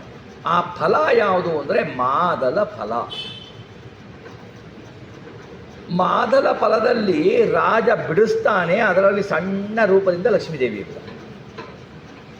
ಈ ಮಾದಲ ಫಲದಲ್ಲಿ ಜನಿಸಿದವಳಾದ್ದರಿಂದ, ಆವಿರ್ಭೂತಳಾದವರಿಂದ ಅವಳಿಗೆ ಮಾತಂಗಿ ಅಂತ ಕರೀತಾರೆ. ಈ ಮಾದಲ ಫಲ ಅನ್ನುವುದೇ ನಿಮಗೆ ಈಗೂ ಸಿಗತ್ತೆ. ಇದು ಕ್ಯಾನ್ಸರ್ಗೆ ಬಹಳ ಉತ್ತಮವಾದ ಔಷಧಿ. ಇದು ಮಾದಲ ಫಲ ಈಗೂ ಬೆಂಗಳೂರಿನಲ್ಲಿ ಬೇಕಾದ್ರೆ ಸಿಗತ್ತೆ. ಈ ಮಾದಲ ಫಲ ಪದ್ಮಾಕ್ಷ ರಾಜನ ಮಗಳಾದ್ದರಿಂದ ಅವಳಿಗೆ ಪದ್ಮಾಕ್ಷಿ ಅಂತ ಬರೋದು. ಅವನೇನು ಮಾಡ್ತಾನೆ, ಇವಳು ಯಾರಿಗಾದರೆ ಆಗಲಿ ಲಕ್ಷ್ಮೀ ದೇವಿನ ಮಗಳನ್ನಾಗಿ ಪಡೆದ ಮೇಲೆ ಅವಳನ್ನು ಯಾರಿಗೆ ಮದುವೆ ಮಾಡ್ಬೋದು? ಯಾರನ್ನೂ ಆಗೋವಳಲ್ಲ, ಅವಳು ಪರಮಾತ್ಮನ್ನೇ ಮದುವೆ ಆಗಬೇಕು. ಅದಕ್ಕೆ ರಾಜನಿಗೆ ಯೋಚನೆ ಆಗತ್ತೆ. ರಾಜ ಏನು ಮಾಡ್ತಾನೆ, ಎಲ್ಲ ರಾಜರನ್ನು ಕರೀತಾನೆ, ರಾವಣನೂ ಬರ್ತಾನೆ. ಏನು ಹೇಳ್ತಾನೆ, ಒಂದು ಕಂಡೀಷನ್ ಹಾಕ್ತಾನೆ. ಯಾವ ರಾಜಕುಮಾರ ಅಥವಾ ಯಾವ ವ್ಯಕ್ತಿ ತನ್ನ ಸುತ್ತಮುತ್ತಲಿನ ಪರಿಸರವನ್ನು ನೀಲವರ್ಣದಿಂದ ಶೋಭಿಸುವಂತೆ ಮಾಡ್ತಾನೋ ಅವನಿಗೆ ನನ್ನ ಮಗಳನ್ನು ಕೊಡ್ತೀನಿ ಅಂತ. ಅದು ನೀಲಮೇಘ ಶ್ಯಾಮ ಇಲ್ಲದೆ ಬೇರೆಯವ್ರು ಯಾರಿಗೂ ಬರೋಲ್ಲ, ಸಾಧ್ಯನೇ ಇಲ್ಲ ಬರಲಿಕ್ಕೆ, ಕಾಂತಿ ಬರಲಿಕ್ಕೆ. ಏನೋ ನೀಲಿ ಬಣ್ಣ ಹಚ್ಕೊಳ್ಬೋದು, ನೋಡ್ಬೋದು, ಆ ಮುಖ ಕೆಟ್ಟೋಗೋದ್ರದ್ದು ಕಾಂತಿ ಏನು ಬರೋಲ್ಲ. ಹಾಗಾಗಿ ಎಲ್ಲ ರಾಜರು ಪ್ರಯತ್ನ ಮಾಡ್ತಾರೆ, ಆಗೋದಿಲ್ಲ. ಎಲ್ಲ ರಾಜರಿಗೂ ಬಹಳ ಕೋಪ ಬರುತ್ತೆ. ಇವನು ಬೇಕಂತಲೇ ನಮ್ಮನ್ನು ಮಾಡಿದ್ದಾನೆ, ಹೀಗೆ ಮಾಡಿದ್ದಾನೆ ಅಂತ ಹೇಳಿಬಿಟ್ಟು ರಾವಣ ಕೋಪಗೊಂಡು ಪದ್ಮಾಕ್ಷ ರಾಜನನ್ನು ಸಂಹಾರ ಮಾಡಿಬಿಡ್ತಾನೆ. ಆವಾಗ ಇವಳು ಪದ್ಮಾಕ್ಷಿ ಏನಿರ್ತಾಳೆ, ಇವಳು ಅಗ್ನಿಯ ಮುಂದೆ, ಆ ಹಿಂದೆ ಹೇಳಿದ್ನಲ್ಲ ವೇದವತಿ ಹೇಗೆ ತಪಸ್ಸಿ ಕೂತಿದ್ಲೋ ಹಾಗೆ ಇವಳು ಪರಮಾತ್ಮಕ್ಕಂತ ತಪಸ್ಸಿ ಕೂತ್ಕೊಟ್ಟು ಅಗ್ನಿ ಮುಂದೆ. ಆವಾಗ ಅವಳನ್ನು ಹಿಡ್ಕೊಂಡು ನೀನು ನನ್ನ ಮದುವೆ ಆಗಬೇಕು ಅಂತ ಹೇಳಿ ರಾವಣ ಬರ್ತಾನೆ. ಅವಳೇನು ಮಾಡ್ತಾಳೆ, ಬೆಂಕಿಗೆ ಹಾರಿಬಿಡ್ತಾಳೆ. ಬೆಂಕಿಯಲ್ಲಿ ಬಿದ್ದ ಕೂಡಲೇ ರಾವಣ ಹೋಗಿಬಿಡ್ತಾನೆ. ಇವಳು ಅಯೋನಿಜಳು, ಇವಳು ಯೋನಿಯಲ್ಲಿ ಧರಿಸಿದ ಜನ್ಮ ಇಲ್ಲ ಇವಳಿಗೆ. ಇವಳು ಬೆಂಕಿ ಏನು ಮಾಡಲ್ಲ ಇವಳಿಗೆ. ಇವಳು ಮತ್ತೆ ಹೊರಗೆ ಬರ್ತಾಳೆ. ರಾವಣ ಹೋದ ತಕ್ಷಣ ಮತ್ತೆ ಹೊರಗೆ ಬಂದು ಮತ್ತೆ ತಪಸ್ಸನ್ನು ಮಾಡ್ತಾ ಕೂಡ್ತಾಳೆ. ರಾವಣ ಮತ್ತೆ ಓಡ ಬಂದಾಗಿ ಕೈ ಹಿಡಿತಾಳೆ. ನೋಡು, ನನ್ನ ಮದುವೆ ಆಗು ನೀನು ಅಂತ. ಅವಳು ಮತ್ತೆ ಬೆಂಕಿಗೆ ಹಾರ್ತಾಳೆ. ರಾವಣ ಏನಂತಾನೆ, ನನಗೆ ಗೊತ್ತು ನೀನು ಬೆಂಕಿ ಏನು ಮಾಡಲ್ಲ ಅಂತ, ನಾನು ಅಗ್ನಿಸ್ತಂಭನ ವಿದ್ಯೆಯನ್ನು ಕಲಿತಿದ್ದೇನೆ, ನಾನು ನಡಿ ಬರ್ತೀನಿ ಅಂತ ಹೇಳ್ಬಿಟ್ಟು ಅವನು ಬೆಂಕಿಗೆ ಹಾರ್ತಾನೆ. ಬೆಂಕಿಗೆ ಹಾರಿ ನೋಡ್ತಾನೆ, ಆ ಲಕ್ಷ್ಮಿ ಸಿಗಲ್ಲ. ಲಕ್ಷ್ಮಿ ಸಿಗೋದಿಲ್ಲ ಅಂತಂದಾಗ 3 ವಜ್ರಗಳು ಸಿಗ್ತವೆ ಅವನಿಗೆ. 3 ವಜ್ರಗಳು ಸಿಗ್ತವೆ. 3 ವಜ್ರಗಳನ್ನು ತೆಗೆದುಕೊಂಡು ಬಿಟ್ಟು ಅವನೇನು ಮಾಡ್ತಾನೆ, ಇದನ್ನು ನನ್ನ ಮಂಡೋದರಿಗಾದರೂ ಕೊಡಬಹುದು, ಈ ಲಕ್ಷ್ಮಿ ಸಿಗಲಿಲ್ಲ, ಏನು ಮಾಡಬೇಕು ಅಂತ ಒಂದು ಪೆಟ್ಟಿಗೆಯಲ್ಲಿ ಹಾಕಿಕೊಂಡು ಬಿಟ್ಟು ಆ ವಜ್ರಗಳನ್ನು ತೆಗೆದುಕೊಂಡು ಬಿಟ್ಟು ಮಂಡೋದರಿಯ ಹತ್ರ ಬರ್ತಾನೆ. ಮಂಡೋದರಿ ಹತ್ರ ಬಂದುಬಿಟ್ಟು ಮಂಡೋದರಿಯಲ್ಲಿ ಕೊಡ್ತಾನೆ. ಮಂಡೋದರಿ ಏನು ಅಂತಾಳೆ, ವಜ್ರವನ್ನು ತಂದಿದ್ದೇನೆ ನಿನಗೆ ಅಲಂಕಾರಕ್ಕೋಸ್ಕರ ಅಂತಾನೆ. ಇಬ್ಬರೂ ಸೇರಿ ಪೆಟ್ಟಿಗೆ ತೆಗೆದು ಹೋದರೆ ಪೆಟ್ಟಿಗೆ ಬರೋದೇ ಇಲ್ಲ. ವೇದವತಿ ಹಿಂದೆ ಅಗ್ನಿಗೆ ಹಾರಿ ಹೋಗ್ಬಿಟ್ಟು ಹೇಳ್ತಾಳೆ, ನಾನು ಮತ್ತೆ ಬರ್ತೀನಿ, ನಿನ್ನನ್ನು ಸಂಹರಿಸಲು ಮತ್ತೆ ಬರ್ತೀನಿ ಅಂತ ರಾವಣನಿಗೆ ಹೇಳಿ ಹೋಗ್ಬಿಟ್ಟಿರ್ತಾಳೆ ವೇದವತಿ. ಇವನು ಇಲ್ಲಿ ಪದ್ಮಾಕ್ಷಿ ಬೆಂಕಿಗೆ ಹಾರ್ತಾಳೆ. ಆ ರತ್ನಗಳನ್ನು ತೆಗೆದುಕೊಂಡು ಮಂಡೋದರಿ ಹತ್ರ ಬರ್ತಾನೆ. ಮಂಡೋದರಿಗೆ ಇವನಿಗೂ ಪೆಟ್ಟಿಗೆ ತೆಗಿಲಿಕ್ಕಾಗಲ್ಲ. ಪೆಟ್ಟಿಗೆಯನ್ನು ಒಡಿತಾರೆ. ಒಡೆದರೆ ಅಲ್ಲಿ ವಜ್ರ ಇರಲ್ಲ, ಸಣ್ಣ ಮಗು ಇರುತ್ತೆ. ಆ ಮಗು ನಗುತ್ತಾ ಇರುತ್ತೆ. ಮಂಡೋದರಿಗೆ ರಾವಣನ್ ಕೇಳ್ತಾಳೆ, ಏನ್ರಿ ಇದು ಮಗು ತಂದು ಬಿಟ್ಟಿದ್ದೀರಾ ಅಂತ. ಯಾವುದೇ ಹೆಂಡತಿ ಗಂಡ ಬಂದ್ಬಿಟ್ಟು ಮಗು ತಂದ್ಕೊಂಡ್ಬಿಟ್ರೆ ಹೆಂಡತಿ ಏನು ಕೇಳ್ತಾಳೆ, ಎಲ್ಲಿಂದ ಬಂದಿದ್ದು ಮಗು ಅಂತ ಕೇಳ್ತಾಳೆ. ಹಾಗೆ ಮಂಡೋದರಿ ಕೇಳ್ತಾಳೆ. ಆವಾಗ ಇವನು ಎಲ್ಲ ಹಳೇ ಕತೆ ಎಲ್ಲ ಹೇಳ್ತಾನೆ. ನಾನು ಹೋಗಿದ್ದೆ, ಅವಳನ್ನು ಹಿಡ್ಕೊಳ್ಳಿಕ್ಕೆ ಹೋಗಿದ್ದೆ, ಅವಳು ಬೆಂಕಿ ಹಾರಿದ್ಲು, ಹೀಗಾಯಿತು ಅಂತ ಹೇಳಬೇಕಾದ್ರೆ ಆ ಮಗು ಜೋರಾಗಿ ನಕ್ಕು ನಾನು ಬಂದಿರುವುದೇ ಇವನು ಕೊಲ್ಲಿಕ್ಕೆ ಅನ್ನತ್ತದು. ಆವಾಗ ಇವನಿಗೆ ಸಿಟ್ಟು ಬರುತ್ತೆ. ಸಿಟ್ಟು ಬಂದುಬಿಟ್ಟು ನಾನು ಇದನ್ನ ಇಲ್ಲೇ ಸಂಹಾರ ಮಾಡಿಬಿಡ್ತೀನಿ ಅಂತ ಕತ್ತಿ ಎತ್ತಾನೆ. ಆವಾಗ ಮಂಡೋದರಿ ಹೇಳ್ತಾಳೆ, ನೀವು ಆಗಲೇ ಬೇಕಾದಷ್ಟು ಪಾಪ ಮಾಡಿಬಿಟ್ಟಿದ್ದೀರಾ, ಈ ಶಿಶುಹತ್ಯೆ ಯಾಕೆ ಮಾಡ್ತೀರಾ ಅಂತ ಇಬ್ಬರೂ ಸೇರಿಬಿಟ್ಟು ಆ ಪೆಟ್ಟಿಗೆಯಲ್ಲಿ ಅದನ್ನು ಭದ್ರವಾಗಿ ಕಟ್ಟಿಬಿಟ್ಟು ರಾಕ್ಷಸರಿಬ್ಬರಿಗೆ ಕರೆದುಬಿಟ್ಟು ಈ ಸಮುದ್ರದ ಆಚೆ ಈ ಪೆಟ್ಟಿಗೆಯನ್ನು ಎಸೆದು ಬಿಡಿ ಅಂತ ಹೇಳಿ ಆ ಪೆಟ್ಟಿಗೆನ ಸಮುದ್ರದ ಆಚೆ ಎಸಿತಾರೆ. ಅದು ತೇಲಿಕೊಂಡು ಹೋಗಿಬಿಟ್ಟು ಆಕಾಶ ರಾಜವು ಉತ್ತುವ ನೆಲದಲ್ಲಿ ಕೆಳಗೆ ಬಿಟ್ಕೊಳ್ಳುತ್ತೆ. ಇದು ಒಂದು ಕತೆ. ಎರಡೂ ಆಲ್ಮೋಸ್ಟ್ ಸೇಮೇ, ಸ್ವಲ್ಪ ವ್ಯತ್ಯಾಸ ಇದೆ. ಈಗ ಇದು ಆಯಿತು. ಇವಳು ಪದ್ಮದಲ್ಲಿ ತಪಸ್ಸು ಮಾಡ್ತಾ ಇರ್ತಾಳೆ, 1000 ದಳದ ಪದ್ಮದಲ್ಲಿ ತಪಸ್ಸು ಮಾಡ್ತಾ ಇರ್ತಾಳೆ. ಇವಳು ಹೇಗೆ ಇಲ್ಲಿಗೆ ಬಂದ್ಲು ಅನ್ನೋದಕ್ಕೆ ಮಹಾಭಾರತ ತಾತ್ಪರ್ಯ ನಿರ್ಣಯದಲ್ಲಿ ಆಚಾರ್ಯರು ಹೇಳ್ತಾರೆ, ಇವಳು ಹೀಗೆ ಸೀತಾಕೃತಿ ಅಂತ, ರಾವಣ ಅಪಹರಿಸಿದ್ದು ಸೀತಾಕೃತಿ. ಸೀತೆಯನ್ನು ಅಪಹರಣ ಹೇಗೆ ಮಾಡ್ತಾನೆ ಅಂದರೆ, ದೇವ್ಯ ಸಮೀಪಮತ ರಾವಣ ಆಸಸಾದ ಸಾ ಅದೃಶ್ಯತಾಮಗಮಪ್ಯ ವಿಷಯ್ಯಶಕ್ತಿ ಸ್ಪೃಷ್ಟ್ವಾ ಆತ್ಮನಃ ಪ್ರಕೃತಿಕೃತಂ ಪ್ರಯಯೌಚ ಶೀಘ್ರಂ ಕೈಲಾಸಮರ್ಚಿತ ಪದ ನ್ಯವಸಚ್ಚಿವಾಭ್ಯಾಂ.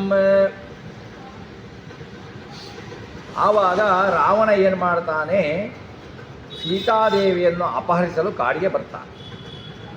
ಸೀತಾದೇವಿನ ಮುಟ್ಲಿಕ್ಕೂ ಸಾಧ್ಯ ಇಲ್ಲ. ಸೀತಾದೇವಿ ತನ್ನ ಶಕ್ತಿಯಿಂದ ತಾನಿರುವಂತೆಯೇ ಒಂದು ಪ್ರಕೃತಿಯನ್ನು, ಬೊಂಬೆಯನ್ನು ಮಾಡ್ತಾಳೆ. ಅವಳು ಅದೃಶ್ಯ ಆಗ್ಬಿಡ್ತಾಳೆ. ಅವಳು ಕೈಲಾಸಕ್ಕೆ ಹೋಗ್ಬಿಡ್ತಾಳೆ. ಯಾಕೆ ಅಂದರೆ ಶಿವ ಪಾರ್ವತಿಯರು ಲಕ್ಷ್ಮಿಯನ್ನು ಕೇಳ್ಕೊಂಡಿರ್ತಾರೆ, ನಿನ್ನ ಸೇವೆ ಮಾಡಬೇಕು, 1 ವರ್ಷ ಕಾಲ ನನ್ನ ಅಲ್ಲಿರು ಅಂತ ಕೇಳ್ಕೊಂಡಿರ್ತಾರೆ. ಇವಳು ಕೈಲಾಸಕ್ಕೆ ಹೊರಟು ಬಿಡ್ತಾಳೆ. ಅವನೇನು ಮಾಡ್ತಾನೆ, ಬಂದುಬಿಟ್ಟು ಸೀತೆಯಿಂದ ಆತಿಥ್ಯವನ್ನು ಸಿಗುತ್ತೆ, ಅವಳ ಸೌಂದರ್ಯವನ್ನು ಹೊಗಳಿ ಆ ಘೋರ ಅರಣ್ಯದಲ್ಲಿ ಇರಲು ಯೋಗ್ಯ ಅಲ್ಲ ಇವಳು ಎನ್ನುತ್ತಾ ತುಡುಕೋಸ್ಕರ ಸೀತೆ ಏನು ಮಾಡ್ತಾಳೆ, ಅಗ್ನಿಯನ್ನು ನೆನೆಯುತ್ತಾಳೆ. ಆ ಒಡನೆ ಅಗ್ನಿ ಬಂದು ಹೇಳ್ತಾನೆ, ಅಗ್ನಿ ಇಲ್ಲೊಂದು ಪುರಾಣದಲ್ಲಿ ಈ ಥರ ಬರುತ್ತೆ, ಅಗ್ನಿ ಬಂದು ಹೇಳ್ತಾನೆ, ರಾವಣ ಇಲ್ಲಿರುವುದು ಸೀತಾಕೃತಿ, ನನ್ನಲ್ಲಿ ನಿಜವಾದ ಸೀತೆ ಇದ್ದಾಳೆ. ಆ ವೇದವತಿ ಅಗ್ನಿಗೆ ಹಾರಿದ್ಲಲ್ಲ, ಅವಳು ಅಗ್ನಿಯ ಹತ್ರ ಕುತ್ಕೊಂಡಿರ್ತಾಳೆ.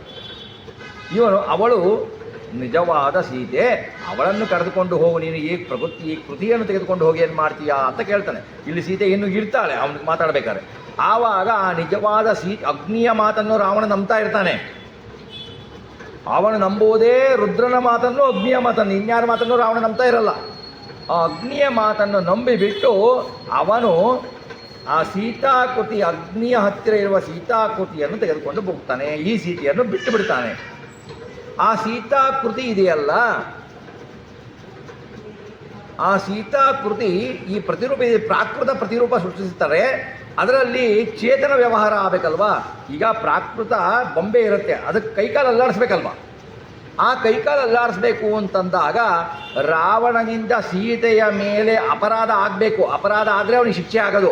ಅದಕ್ಕೋಸ್ಕರ ಸೀತೆ ಒಂದು ಅಂಶದಿಂದ ಅಲ್ಲಿರ್ತಾಳೆ, ಹಾಗೆಯೇ ಇನ್ನೊಂದು ಅಂಶದಿಂದ ಅಗ್ನಿಯೊಳಗೆ ಪ್ರವೇಶ ಮಾಡಿ ಕೈಲಾಸಕ್ಕೆ ಹೋಗ್ತಾಳೆ. ಅವಳು ಅಗ್ನಿಯ ದ್ವಾರ ಕೈಲಾಸಕ್ಕೆ ಹೋಗ್ಬಿಡ್ತಾಳೆ ಒಂದು ರೂಪದಿಂದ. ಆಮೇಲೆ ಪರಿವಾರ ಸಮೇತ ನಾಶ ಮಾಡ್ತೀನಿ ಅಂತ ಹಿಂದೆ ವೇದವತಿ ಹೇಳ್ತಾಳಲ್ಲ ಅಗ್ನಿಗೆ ಹಾರಬೇಕಾದ್ರೆ, ಅವಳು ಒಂದು ವಂಶದಿಂದ, ಅವಳು ಲಕ್ಷ್ಮೀ ರೂಪಳೆ, ಅವಳು ತನ್ನ ಪ್ರತಿಜ್ಞೆ ನೆರವೇರಿಸಲು ಆ ಪ್ರತಿಕೃತಿಯಲ್ಲಿ ನಿಲ್ತಾಳೆ. ಆಮೇಲೆ ಆ ಸೀತಾಕೃತಿ ನಿಂತಾಗ, ಇದು ರಾಮಾಯಣದಲ್ಲಿ ಬರದ ಮಹಾಭಾರತ ತಾತ್ಪರ್ಯದಲ್ಲಿ ಬರುವಂತಹ ಕತೆ. ಸೀತೆ ಆ ಪ್ರತಿರೂಪವನ್ನು ಮಾತುಕೃತಿ ಅಂತ ಅದು ವ್ಯವಹಾರ ಸಿದ್ಧಿಗಾಗಿ ಏನು ಮಾಡ್ತಾನೆ, ಆ ಮಾತುಕೃತಿಯಾಗಿ ಚಲನೆ ಬರಬೇಕಲ್ಲ, ಇಂದ್ರದೇವರು ಪ್ರವೇಶಿಸ್ತಾರೆ ಆ ಕೃತಿ ಒಳಗೆ. ಇಂದ್ರದೇವರು ಚಲಿಸಿದ ಕೃತಿಯಲ್ಲಿ ಪ್ರವೇಶಿಸಿದ್ದರಿಂದ ಆ ಸೀತಾ ಗೊಂಬೆ ಓಡಾಡಲಿಕ್ಕೆ ಸ್ಟಾರ್ಟ್ ಮಾಡುತ್ತೆ, ಮಾತಾಡಲಿಕ್ಕೆ ಸ್ಟಾರ್ಟ್ ಮಾಡುತ್ತೆ. ಭವಿಷ್ಯೋತ್ತರ ಪುರಾಣದಲ್ಲಿ ಹೇಳ್ತಾರೆ, ಸೀತಾಕೃತಿಯನ್ನು ದೇವೇಂದ್ರ ಪ್ರವೇಶ ಮಾಡ್ದ ಅಂತ ಹೇಳ್ತಾರೆ. ಲಂಕಾಂ ಗತ್ವಾ ಶೋಕವನೇ ಶಿಂಶುಪಾ ವೃಕ್ಷ ಮೂಲತಃ ಸೀತಾಕೃತಿಂ ತಾಂ ಸಂತಾಪ್ಯ ಜಿಷ್ಣಾ ವಿಷ್ಟಾಂಸ ರಾಕ್ಷಸಃ ಕುತಕುತ್ಯಂ ತದತ್ಮಾನಂ ಮೇನೆ ವೈ ಕಾಲಚೋಡಿತಃ. ದೇವೇಂದ್ರ ಪ್ರಾಕೃತ ಶರೀರದಲ್ಲಿದ್ದರಿಂದ ಸೀತೆಯ ಮತ್ತು ವೇದಾವತಿಯ ಆವೇಶ ಸಾಧ್ಯ ಆಗುತ್ತೆ. ಲಕ್ಷ್ಮೀನಾರಾಯಣರು, ಯಾಕೆಂದರೆ ಲಕ್ಷ್ಮಿಗೆ ಪ್ರಾಕೃತ ಶರೀರ ಇಲ್ಲ, ಇಂದ್ರದೇವರು ಅದರಲ್ಲಿರೋದ್ರಿಂದ ಅವರು ಬರ್ತಾರೆ. ಸೀತಾ ವೇದಾವತಿ ಇಬ್ಬರು ಲಕ್ಷ್ಮೀ ದೇವಿಯರೇ, ಇಬ್ಬರೂ ಬೇರೆಯವರಲ್ಲ. ಅದು ಇನ್ನೊಂದು ಇದರಲ್ಲಿ ಏನಿದೆ ಅಂದರೆ, ರಾವಣ ಆ ಮೂರ್ತಿಯನ್ನು ಆ ಕೃತಿಯನ್ನು ನೇರವಾಗಿ ಸಂಪರ್ಕಿಸಲಿಲ್ಲ. ಅದಿದೆ, ಅದು ಸ್ಕಾಂದ ಪುರಾಣದಲ್ಲಿ ಬರುತ್ತೆ. ಅವನು ಅದರ ನೆರಳನ್ನು ಹಿಡಿದು ಅವಳನ್ನು ಕಳೆದುಕೊಂಡು ಹೋಗ್ತಾನೆ. ಛಾಯಾಕೃತಿ ಅಂತ ಬರುತ್ತೆ ಸ್ಕಾಂದ ಪುರಾಣದಲ್ಲಿ. ಆ ನೆರಳನ್ನು ಹಿಡಿದುಕೊಂಡು ಬಿಟ್ಟು ಸೆಳೆದುಕೊಂಡು ಹೋಗ್ತಾನೆ ಅಂತ ಇದೆ. ಈ ಸೀತಾಕೃತಿಯ ಉಲ್ಲೇಖ ನಿಮಗೆ ವರಾಹ ಪುರಾಣ, ಅಗ್ನಿ ಪುರಾಣ, ಬ್ರಹ್ಮವೈವರ್ತ ಪುರಾಣ, ಸ್ಕಾಂದ ಪುರಾಣ, ಈಗ ಅನೇಕ ಪುರಾಣಗಳಲ್ಲಿ ಕಂಡುಕೊಳ್ಳುತ್ತೆ. ವಾಲ್ಮೀಕಿ ರಾಮಾಯಣದಲ್ಲಿ ಇದನ್ನು ಹೇಳಲ್ಲ, ಅವರು ಗೌಪ್ಯವಾಗಿ ಇಟ್ಟಿದ್ದಾರೆ. ಆಮೇಲೆ ಏನಾಗತ್ತೆ, ಅವಳು ಕಾಡಿಗೆ ಹೋಗ್ತಾಳೆ, ಎಲ್ಲ ರಾವಣನ ಸಂಹಾರ ಆಗತ್ತೆ. ಸೀತಾದೇವಿಯನ್ನು ಅಗ್ನಿಗೆ ಹಾಕಬೇಕು ಅಲ್ವಾ, ಶುದ್ಧಳನ್ನಾಗಿ ಮಾಡಬೇಕು ರಾಮದೇವ್. ಸೀತೆಗೆ ಅಗ್ನಿ ಪ್ರವೇಶ ಮಾಡು ಅಂತ ಹೇಳ್ತಾರೆ. ಅವಳು ಪ್ರವೇಶ ಮಾಡ್ತಾಳೆ, ಹೊರಗಡೆ ಬಂದಿದ್ದು ಇಬ್ಬರು. ಅವಳು ಅಗ್ನಿಯೊಳಗೆ ಪ್ರವೇಶ ಮಾಡಿದ್ಲು ಒಬ್ಬಳು, ಹೊರಗಡೆ ಬಂದಿದ್ದು ಇಬ್ಬರು. ಎರಡು ರೂಪ ಲಕ್ಷ್ಮೀ, ಒಂದು ವೇದವತಿ, ಒಂದು ಲಕ್ಷ್ಮಿ. ಎರಡು ರೂಪ ಬರ್ತಲು. ರಾಮಚಂದ್ರ ಕೇಳ್ತಾನೆ, ಇದೆ ನೀನು ಹೋಗಿದ್ದು ಒಬ್ಬನೇ, ಇಬ್ರು ಬಂದ್ರಲ್ಲ, ಯಾರು ಲಕ್ಷ್ಮಿ, ಯಾರು? ಇಬ್ರು ಲಕ್ಷ್ಮಿನೇ. ಆವಾಗ ಕೇಳಿದಾಗ ಲಕ್ಷ್ಮೀದೇವಿ ಹೇಳ್ತಾಳೆ, ನೋಡಿ ಇವಳು ವೇದವತಿ ಅಂತ, ಇವಳು ನಮ್ಮ ಸೇವೆಯನ್ನು ಬಹಳವಾಗಿ ಮಾಡಿದ್ದಾಳೆ, ನಮ್ಮ ಸೇವೆಯನ್ನು ಬಹಳ ಚೆನ್ನಾಗಿ ಮಾಡಿದ್ದಾಳೆ, ಇವಳನ್ನು ನೀನು ಮದುವೆ ಮಾಡಿಕೋ ಅಂತ ಸೀತಾದೇವಿಯೇ ರಾಮಚಂದ್ರನಿಗೆ ಹೇಳ್ತಾಳೆ. ರಾಮಚಂದ್ರ ನೋಡಿ, ಯಾರೇ ಆಗಲಿ ಲೌಕಿಕದಲ್ಲಿ ತಗೊಳ್ಳಿ, ಹೀಗೆ ತಗೊಳ್ಳಿ, ನಮಗೇನೇ ಹೆಲ್ಪ್ ಮಾಡಿದ್ರು, ಯಾವ ಹೆಂಡ್ತಿನೂ ತನ್ನ ಗಂಡಂಗೆ ಇವಳು ನನಗೆ ಭಾಳ ಸಹಾಯ ಮಾಡ್ತಾಳೆ, ಇವಳು ನೀನು ಮದುವೆ ಆಗ್ಬಿಡು ಅಂದ್ಬಿಡ್ತಾಳ? ಸಾಧ್ಯನೇ ಇಲ್ಲ. ಇದು ಅಲ್ಲೂ ಸಾಧ್ಯ ಇಲ್ಲ. ಲಕ್ಷ್ಮೀ ದೇವಿಯ ಇನ್ನೊಂದು ರೂಪನೇ ಆಗಿರುವುದರಿಂದ ಭಗವಂತ ವರಿಸ್ತಾನೆ ಹೊರತು ಅನ್ಯ ಸ್ತ್ರೀಯರನ್ನು ಭಗವಂತ ವರಿಸಲ್ಲ. ಲಕ್ಷ್ಮೀ ದೇವಿ ಆ ಥರ ಆಗತ್ತೆ. ಹಾಗೆ ಆವಾಗ ಹೇಳಿದಾಗ ರಾಮದೇವರು ಹೇಳ್ತಾನೆ, ನಾನು ಏಕಪತ್ನಿ ವ್ರತಸ್ಥ, ನಾನು ಒಬ್ಬಳನ್ನೇ ಬಿಟ್ಟು ಬೇರೆಯವ್ರನ್ನ ಮದುವೆ ಆಗೋದಿಲ್ಲ, ಈ ಅವತಾರದಲ್ಲಿ ನನಗೆ ಇಷ್ಟೇನೆ ಅಂತ ಹೇಳ್ತಾರೆ. ಹಾಗಾದರೆ ನೀನು ಮುಂದಿನ ಯುಗದಲ್ಲಿ, ದ್ವಾಪರ ಯುಗದಲ್ಲಿ ಮದುವೆಯಾಗಬಹುದಲ್ಲ ಅಂದಾಗ ಇದು 28ನೇ ಕಲಿಯುಗ, ಈ ರಾಮಚಂದ್ರನ ಅವತಾರ ಆಗಿದೆ 24ನೇ ತ್ರೇತಾಯುಗ. ಹಾಗಾಗಿ ಆವಾಗ ಕೇಳಿದಾಗ ಕೃಷ್ಣ ಪರಮಾತ್ಮ ರಾಮಚಂದ್ರ ದೇವರು ಹೇಳ್ತಾರೆ, ದ್ವಾಪರ ಯುಗದಲ್ಲಿ ನನ್ನ ಮದುವೆಗೆ ಎಲ್ಲ ಎಂಗೇಜ್ಮೆಂಟ್ ಆಗೋಗಿದೆ, ನಿಶ್ಚಯ ಆಗೋಗಿದೆ. 16,108 ಜನರಿಗೂ ನಾನು ನಿಶ್ಚಯ ಮಾಡಿಕೊಂಡಿದ್ದೇನೆ, ಮದುವೆ ಆಗೋದೊಂದೇ ಬಾಕಿ, ಏನೂ ಇಲ್ಲ, ಎಲ್ಲ ಮಾತುಕತೆ ಎಲ್ಲ ಆಗೋಗ್ಬಿಟ್ಟಿದೆ, ಪೂರ್ವಭಾವಿ ಸಿದ್ಧತೆ ಆಗೋಗ್ಬಿಟ್ಟಿದೆ. ನಿನಗೆ ಆವಾಗಲೂ ಯಾವುದು ಛತ್ರವೂ ಖಾಲಿ ಇಲ್ಲ, ಯಾವ ದೇವಸ್ಥಾನವೂ ಖಾಲಿ ಇಲ್ಲ, ಮದುವೆ ಆಗಲಿಕ್ಕೆ ಕೃಷ್ಣಾವತಾರದಲ್ಲಿ ಸಾಧ್ಯ ಇಲ್ಲ ಅಂತಾನೆ ಭಗವಂತ. ನೋಡಿ, ಇದು ದ್ವಾಪರ ಯುಗದಲ್ಲಿ ನಡೆಯುವುದು. ಎಲ್ಲ ದ್ವಾಪರ ಯುಗದಲ್ಲಿ ಭಗವಂತನಿಗೆ ಎಲ್ಲ ಗೊತ್ತು. ಭಗವಂತ ಹೇಳ್ತಾನೆ ಸಾಧ್ಯ ಇಲ್ಲ ಅಂತ. ಆಮೇಲೆ ಹೇಳ್ತಾನೆ, ನೋಡು 28ನೇ ಕಲಿಯುಗದಲ್ಲಿ ನಾನು ಶ್ರೀನಿವಾಸನಾಗಿ ಬರ್ತೇನೆ, ಆವಾಗ ಇವಳು ಪದ್ಮಾವತಿ ಆಗ್ತಾಳೆ, ಇವಳು ಆಕಾಶರಾಜನ ಮಗಳಾಗ್ತಾಳೆ. ಅವಳನ್ನು ನಾನು ಆವಾಗ ಬಕುಳಾದೇವಿ, ಹಿಂದೆ ನಿನ್ನೆ ಹೇಳಿದ್ದೆ ಬಕುಳಾದೇವಿಯ ಕಥೆಯನ್ನು, ಅವಳು ಮದುವೆ ನೋಡಬೇಕು ಅಂತ, ಭಗವಂತನ ಮದುವೆ ನೋಡಬೇಕು ಅಂತ ಹೇಳಿದಾಗ ಅವಳೇ ಬಕುಳಾದೇವಿಯಾಗಿ ಬರ್ತಾಳೆ ಯಶೋದೆ. ಅವಳ ಸಮ್ಮುಖದಲ್ಲಿ, ಅವಳ ನೇತೃತ್ವದಲ್ಲಿ ನಾನು ಪದ್ಮಾವತಿಯನ್ನು ವಿವಾಹ ಮಾಡಿಕೊಳ್ತೇನೆ ಅಂತ ಭಗವಂತ ಮಾತು ಕೊಡ್ತಾನೆ. ಈಗ ಇವನಿಗೆ ಮುಂದೆ ಆಕಾಶರಾಜನಿಗೆ ಸಿಗುವ ಪದ್ಮಾವತಿ ಇವಳು ಲಕ್ಷ್ಮೀದೇವಿ.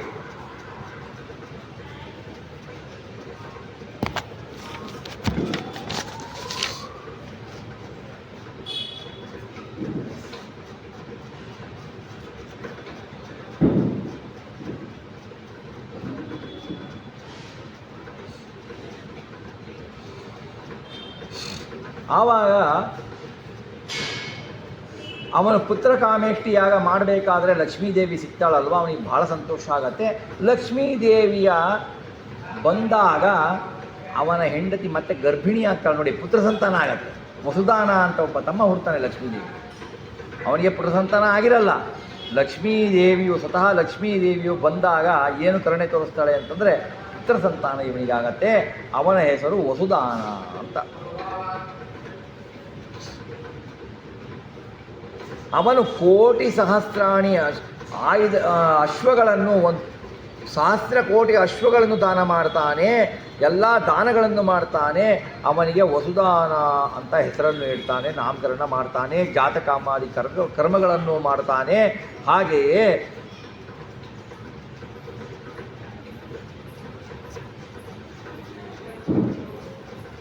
ಋಷಿಗಳು ಮತ್ತೆ ಹೇಳ್ತಾರೆ, ಶ್ರುತಃ ಪುತ್ರ ಪ್ರಭಾವಶ್ಚ ನಾ ಶ್ರುತಂ ಮುನಿಪುಂಗವ ಅಯೋನಿಜಾಯಶ್ಚ ತತ್ಪುತ್ರ್ಯಾಃ ಕಿಂ ನಾಮ ಕೃತವಾನ್ ನೃಪಃ. ಸೂತ ಉವಾಚ ಪದ್ಮೋಧರಾಂ ಪದ್ಮಗರ್ಭಾಂ ಪದ್ಮಜಾತಂ ವರಾನನಂ ಪದ್ಮಾಯಾ ಅವತಾರತ್ವಾದ್ ರಾಜ ಪದ್ಮಾವತೀತಿ ಚ ಕೃತ್ವಾ ತು ನಾಮಕರಣಂ ನಿಜಪುತ್ರ್ಯಾ ನೃಪೋತ್ತಮಃ. ಇವಳಿಗೆ ನಾಮಕರಣ ಮಾಡಬೇಕು, ಪದ್ಮದಲ್ಲಿ ಜನಿಸಿದಳು, ಆದ್ದರಿಂದ ಇವಳು ಪದ್ಮಾವತಿ ಅಂತ ನಾಮಕರಣವನ್ನು ಮಾಡ್ತಾರೆ. ನಾಮಕರಣವನ್ನು ಮಾಡ್ತಾರೆ. ಪದ್ಮಾವತಿ ವಸುಧಾನರನ್ನು ಪಡೆಯೋರು ಅದು ಬಹಳ ಜನ್ಮದ ಪುಣ್ಯಗಳನ್ನು ಮಾಡಿರಬೇಕು ಅಂತ ಎಲ್ಲರೂ ಅವನನ್ನು ಹೋಲ್ಕೊಳ್ತಾ ಇರ್ತಾರೆ. ಆಕಾಶರಾಜನು ಮನಸ್ಸಿನಲ್ಲಿ ಆನಂದ ಪಡ್ತಾ ಇರ್ತಾನೆ. ಈ ಕಾಲದಲ್ಲಿ ಬಹುಕಾಲ ಕಳೆಯದಾಗ ಪದ್ಮಾವತಿಗೆ ಯೌವನ ಆಗತ್ತೆ, ಪ್ರಾಯಭರಿತಳಾಗ್ತಾಳೆ ಪದ್ಮಾವತಿ. ಆಕಾಶರಾಜ ಅವಳ ಭವಿಷ್ಯದ ಬಗ್ಗೆ ಯೋಚನೆ ಮಾಡ್ತಾ ಇರ್ತಾನೆ. ಪದ್ಮಾವತಿಗೆ ಯಾವಾಗಲೂ 16 ವರ್ಷನೇ, ಪರಮಾತ್ಮನಿಗೂ ಯಾವಾಗಲೂ 16 ವರ್ಷನೇ. ಅವರಿಗೆ ಯೌವನ ಮುಪ್ಪು ಅನ್ನೋದು ಏನೂ ಇಲ್ಲ, ಹುಡುಕ್ತನ ಅನ್ನೋದು ಇಲ್ಲ ಅವರಿಗೆ. 16 ವರ್ಷದವರೇ ಅವರು. ಹಾಗಾಗಿ ಅವರು ಇದನ್ನು ನಾವು ತಿಳ್ಕೊಳ್ಬೇಕು. ಆವಾಗ ಯವಂ ಕಾಲೇ ಗತೆ ತಸ್ಮಿನ್ ಸ ಬಾಲ ಯೌವನಂಗತ ಯೌವನಾಢ್ಯಂ ವಿಶಾಲಾಕ್ಷಿಂ ದೃಷ್ಟ್ವಾ ರಾಜ ವಿಚಿಂತೆಯತೆ ವಿಚಾರಯಾಮಾಸ ನೃಪಃ ಪುತ್ರ್ಯರ್ಥಂ ವರಮುತ್ತಮಂ. ಯೌವನ ತುಂಬಿದ ಮಗಳಿಗೆ ಈ ಅಗಲವಾದ ಕಣ್ಣುಗಳು, ಪದ್ಮದಳಾಯತಾಕ್ಷಿಯವಳು, ಆ ಪದ್ಮಾವತಿಯನ್ನು ನೋಡಿ ಆಕಾಶರಾಜ ಬಹಳ ಆಲೋಚಿಸ್ತಾ ಇರ್ತಾನೆ, ಹೇಗೆ ಮದುವೆ ಮಾಡಬೇಕು ನನಗೆ ಅಂತ. ಎಷ್ಟು ಹುಡುಕಿದರೂ ಯೋಗ್ಯನಾದ ವರ ಸಿಗಲ್ಲ. ಯಾರು ಸಿಗ್ತಾರೆ ಈ ಲಕ್ಷ್ಮೀದೇವಿಗೆ ಯೋಗ್ಯವಾದ ವರ? ಪರಮಾತ್ಮನೇ ಬರಬೇಕಲ್ವ, ಇನ್ಯಾರೂ ಸಿಗ್ಲಿಕ್ಕೆ ಸಾಧ್ಯ ಇಲ್ಲ. ಆವಾಗ ಮಗನಿಗೆ ಉಪನಯನವನ್ನು ಮಾಡ್ತಾನೆ.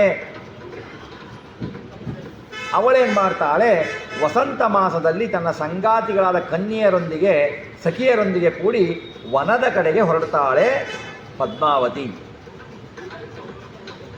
ಅವಳು ಹೂಗಳನ್ನು ಕೊಯ್ತಾ ಇರ್ತಾಳೆ.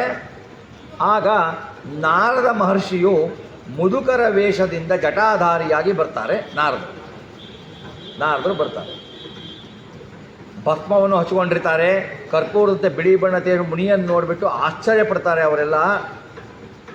ನೋಡಿ ಪದ್ಮಾವತಿ ಹೇಳ್ತಾಳೆ, ನೋಡಪ್ಪ ಈ ಸಖಿಯರೇ, ಈ ಅಂಜಿಕೆಯನ್ನು ಉಂಟು ಮಾಡ್ತಾನೆ, ಇವನು ನೋಡಿದರೆ ಹೆದರಿಕೆ ಬರುತ್ತೆ, ಏಕೆ ಇಲ್ಲಿಗೆ ಬಂದ ಇವನು ವಿಚಾರಿಸಿ ಅಂತ ನಾರದ ಮಹರ್ಷಿಗಳಿಗೆ ಕೇಳಿ ಅಂತ ಸಖಿಯರಿಗೆ ಹೇಳಿದಾಗ ಸಖಿಯರು ಕೇಳ್ತಾರೆ, ಓಸಿ ವಿಪ್ರ ಮಹಾಪ್ರಜ್ಞಾ ಕಿಮರ್ಥಂ ತ್ವಮಿಹಾಗತಃ ವಾಕ್ಯಂ ತಾಸಾಂ ಸಮಾಕರ್ಣ್ಯ ಗುರು ಪ್ರೋವಾಚ ಸದ್ವಚ. ಆ ಕನ್ನಿಕೆಯರು ಆ ಬ್ರಾಹ್ಮಣನನ್ನು ಕೇಳಿದಾಗ ನೀನು ಯಾಕೆ ಇಲ್ಲಿಗೆ ಬಂದೆ ಅಂತ ಹುಡುಗಿಯರ ಮಾತಿಗೆ ಗುರುವಾದ ನಾರದ ಮುನಿ ಹೀಗೆ ಹೇಳ್ತಾನೆ, ನಿಮಗೆ ನಾನು ಕುಲಪರಂಪರೆಯಿಂದ ನೇರವಾಗಿ ಗುರುವಾಗಿದ್ದೇನೆ, ನನ್ನ ಮಾತನ್ನು ನಂಬು ಅಂತ ಹೇಳ್ತಾನೆ. ನಿನ್ನನ್ನು ಕೈಯನ್ನು ಕೊಡು, ನಿನಗೆ ಸಾಮುದ್ರಿಕ ಶಾರದಲ್ಲಿ ಹೇಳಿರುವಂತೆ ನಾನು ಶುಭ ಸೂಚಕ ಲಕ್ಷಣಗಳನ್ನು ಹೇಳ್ತೇನೆ ಅಂತ ನಾರದರು ಹೇಳ್ತಾಳೆ. ನೀ ಯಾವ ವಿಷಯದ ಬಗ್ಗೆ ಭವಿಷ್ಯ ಹೇಳ್ತೀಯ ಅಂತ ಕೇಳಿದಾಗ, ನಾನು ನಿನ್ನ ತಂದೆಗೆ ಸಮಾನ ತಿಳ್ಕೋ, ನನಗೆ ನಿನ್ನ ಹಸ್ತವನ್ನು ಕೊಡಿ, ಏನು ತೊಂದರೆ ಆಗುವುದಿಲ್ಲ ಅಂತ ಹೇಳ್ತಾನೆ.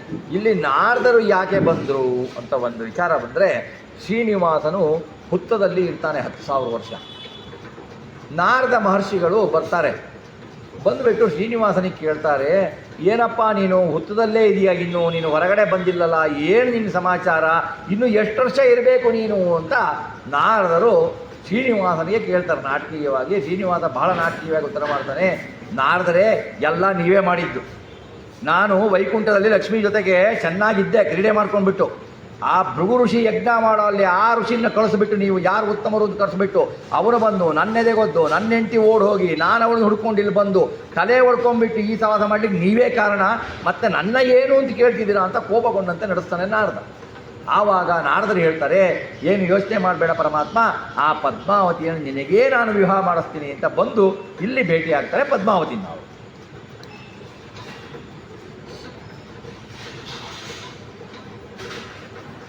ಸತ್ಯಮ್ಮದ ಮಹಾಪ್ರಜ್ಞಾ ಲಕ್ಷಣಾನಿ ವರಾಣಿ ಮೇ ದೃಷ್ಟ್ವಾ ಪಾಣಿತಲಂ ಪ್ರಾಹ ಹಸನ್ ವಿಧಿತನೂಭವ. ಪದ್ಮಾವತಿಯ ಅಂಗೈಯನ್ನು ನೋಡಿ ಹೀಗೆ ಹೇಳ್ತಾರೆ, ಅವಳ ಲಕ್ಷಣವನ್ನು ಹೇಳ್ತಾರೆ. ಅವಳು 32 ಲಕ್ಷಣ ಭರಿತಳು. ನಾರದ ಉವಾಚ ಪತಿರ್ಭವತಿ ಧರ್ಮಜ್ಞೆ ತ್ರಿಲೋಕೇಶೋ ರಮಾಪತಿ ಪಾಣಿಪದ್ಮದಲೋಪೇತೌ ಪಾದೌ ತೇ ಸ್ವಸ್ತಿಕಾಯುತೌ ಮುಖಂ ಚಂದ್ರ ಸಮಾಕಾರಂ ಚಕ್ಷು ಕಮಲ ಕುಡ್ಮಲಂ ತಿಲಪುಷ್ಪ ಸಮಾಕಾರಂ ನಾಸಿಕಾತೆ ವಿರಾಜತೆ. 3 ಲೋಕಕ್ಕೆ ಒಡೆಯನಾದ ಲಕ್ಷ್ಮೀಪತಿ ನಿನಗೆ ಗಂಡನಾಗ್ತಾನೆ ಅಂತ ಹೇಳ್ತಾರೆ. ನಿನ್ನ ಕೈಗಳು ಕಮಲದ ಎಲೆಗಳಂತೆ ಇದೆ, ನಿನ್ನ ಕಾಲುಗಳಲ್ಲಿ ಸ್ವಸ್ತಿಕ ಚಿಹ್ನೆ ಇದೆ, ಸ್ವಸ್ತಿ ಆಗತ್ತೆ ಅವಳು ಹೆಜ್ಜೆ ಇಟ್ಟಲ್ಲಿ. ಇದಕ್ಕೆ ಇವಳ ಒಂದು ಲಕ್ಷಣ ಇದು, ಸ್ವಸ್ತಿಕ ಚಿಹ್ನೆ ಇರುತ್ತೆ. ಯಾಕೆ ಅಂದರೆ ಇದನ್ನೇನೆ ನಾವು ಸುಂದರಕಾಂಡ ರಾಮಾಯಣದಲ್ಲಿ ನೋಡ್ತೀವಿ, ಹನುಮಂತ ದೇವರು ಸೀತೆಯನ್ನು ಹುಡುಕಿಕೊಂಡು ರಾವಣನ ಅಂತಃಪುರಕ್ಕೆ ಬರ್ತಾರೆ. ಅಲ್ಲಿ ಮಂಡೋದರಿ ಮಲಗಿರ್ತಾಳೆ, ಅವಳು ಬಹಳ ಸುಂದರಿ. ಅವಳನ್ನು ನೋಡಿಬಿಟ್ಟು ನಟನೆ ಮಾಡ್ತಾರೆ ಹನುಮಂತ ದೇವರು. ಓ, ಇವಳೇ ಸೀತೆ ಸಿಕ್ಬಿಟ್ರು ಅಂತ ಬಹಳ ಕಪಿಗಳ ಥರ ಚೇಷ್ಟೆ ಮಾಡ್ತಾರೆ. ಆಮೇಲೆ ಅವರು ಯೋಚನೆ ಮಾಡ್ತಾರೆ, ಸೀತೆ ಇವಳು ಆಗಿದ್ದರೆ ರಾವಣನ ಮಂಚದ ಮೇಲೆ ಹೇಗೆ ಮಲಗ್ತಾ ಇದ್ದ, ಏನೋ ನಾವು ಮಾಡಿದ್ದೆಲ್ಲ ಕಾರ್ಯ ವೇಸ್ಟ್ ಆಗೋಯ್ತು ಅಂತ ತಿಳ್ಕೊಂಡು ನಟನೆ ಮಾಡ್ತಾರೆ. ಆಮೇಲೆ ಕಾಲನ್ನು ನೋಡ್ತಾರೆ, ಅವಳ ಕಾಲಿನಲ್ಲಿ ಕಾಗೆಯ ಚಿಹ್ನೆ ಇರುತ್ತೆ. ಕಾಗೆಯ ಚಿಹ್ನೆ ಯಾಕಿರುತ್ತೆ, ಯಾರಿಗಿರುತ್ತೆ ಅಂದರೆ, ಕಾಗೆಯ ಚಿಹ್ನೆ ವೈಧವ್ಯ ಸೂಚಕ.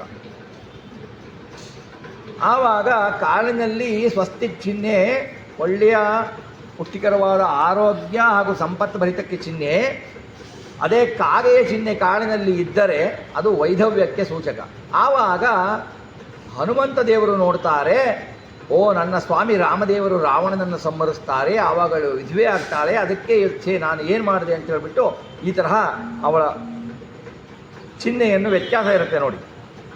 ಮುಖಂ ಚಂದ್ರ ಸಮಾಕಾರಂ, ಮುಖವು ಚಂದ್ರನಂತೆ ಇದೆ, ಕಮಲಕ್ಕೆ ಸಮಾನವಾಗಿದೆ. ಮೂಗು ಸಂಪಿಗೆಯ ಹೂವಿನಂತೆ ಮೂಗು ಇದೆ.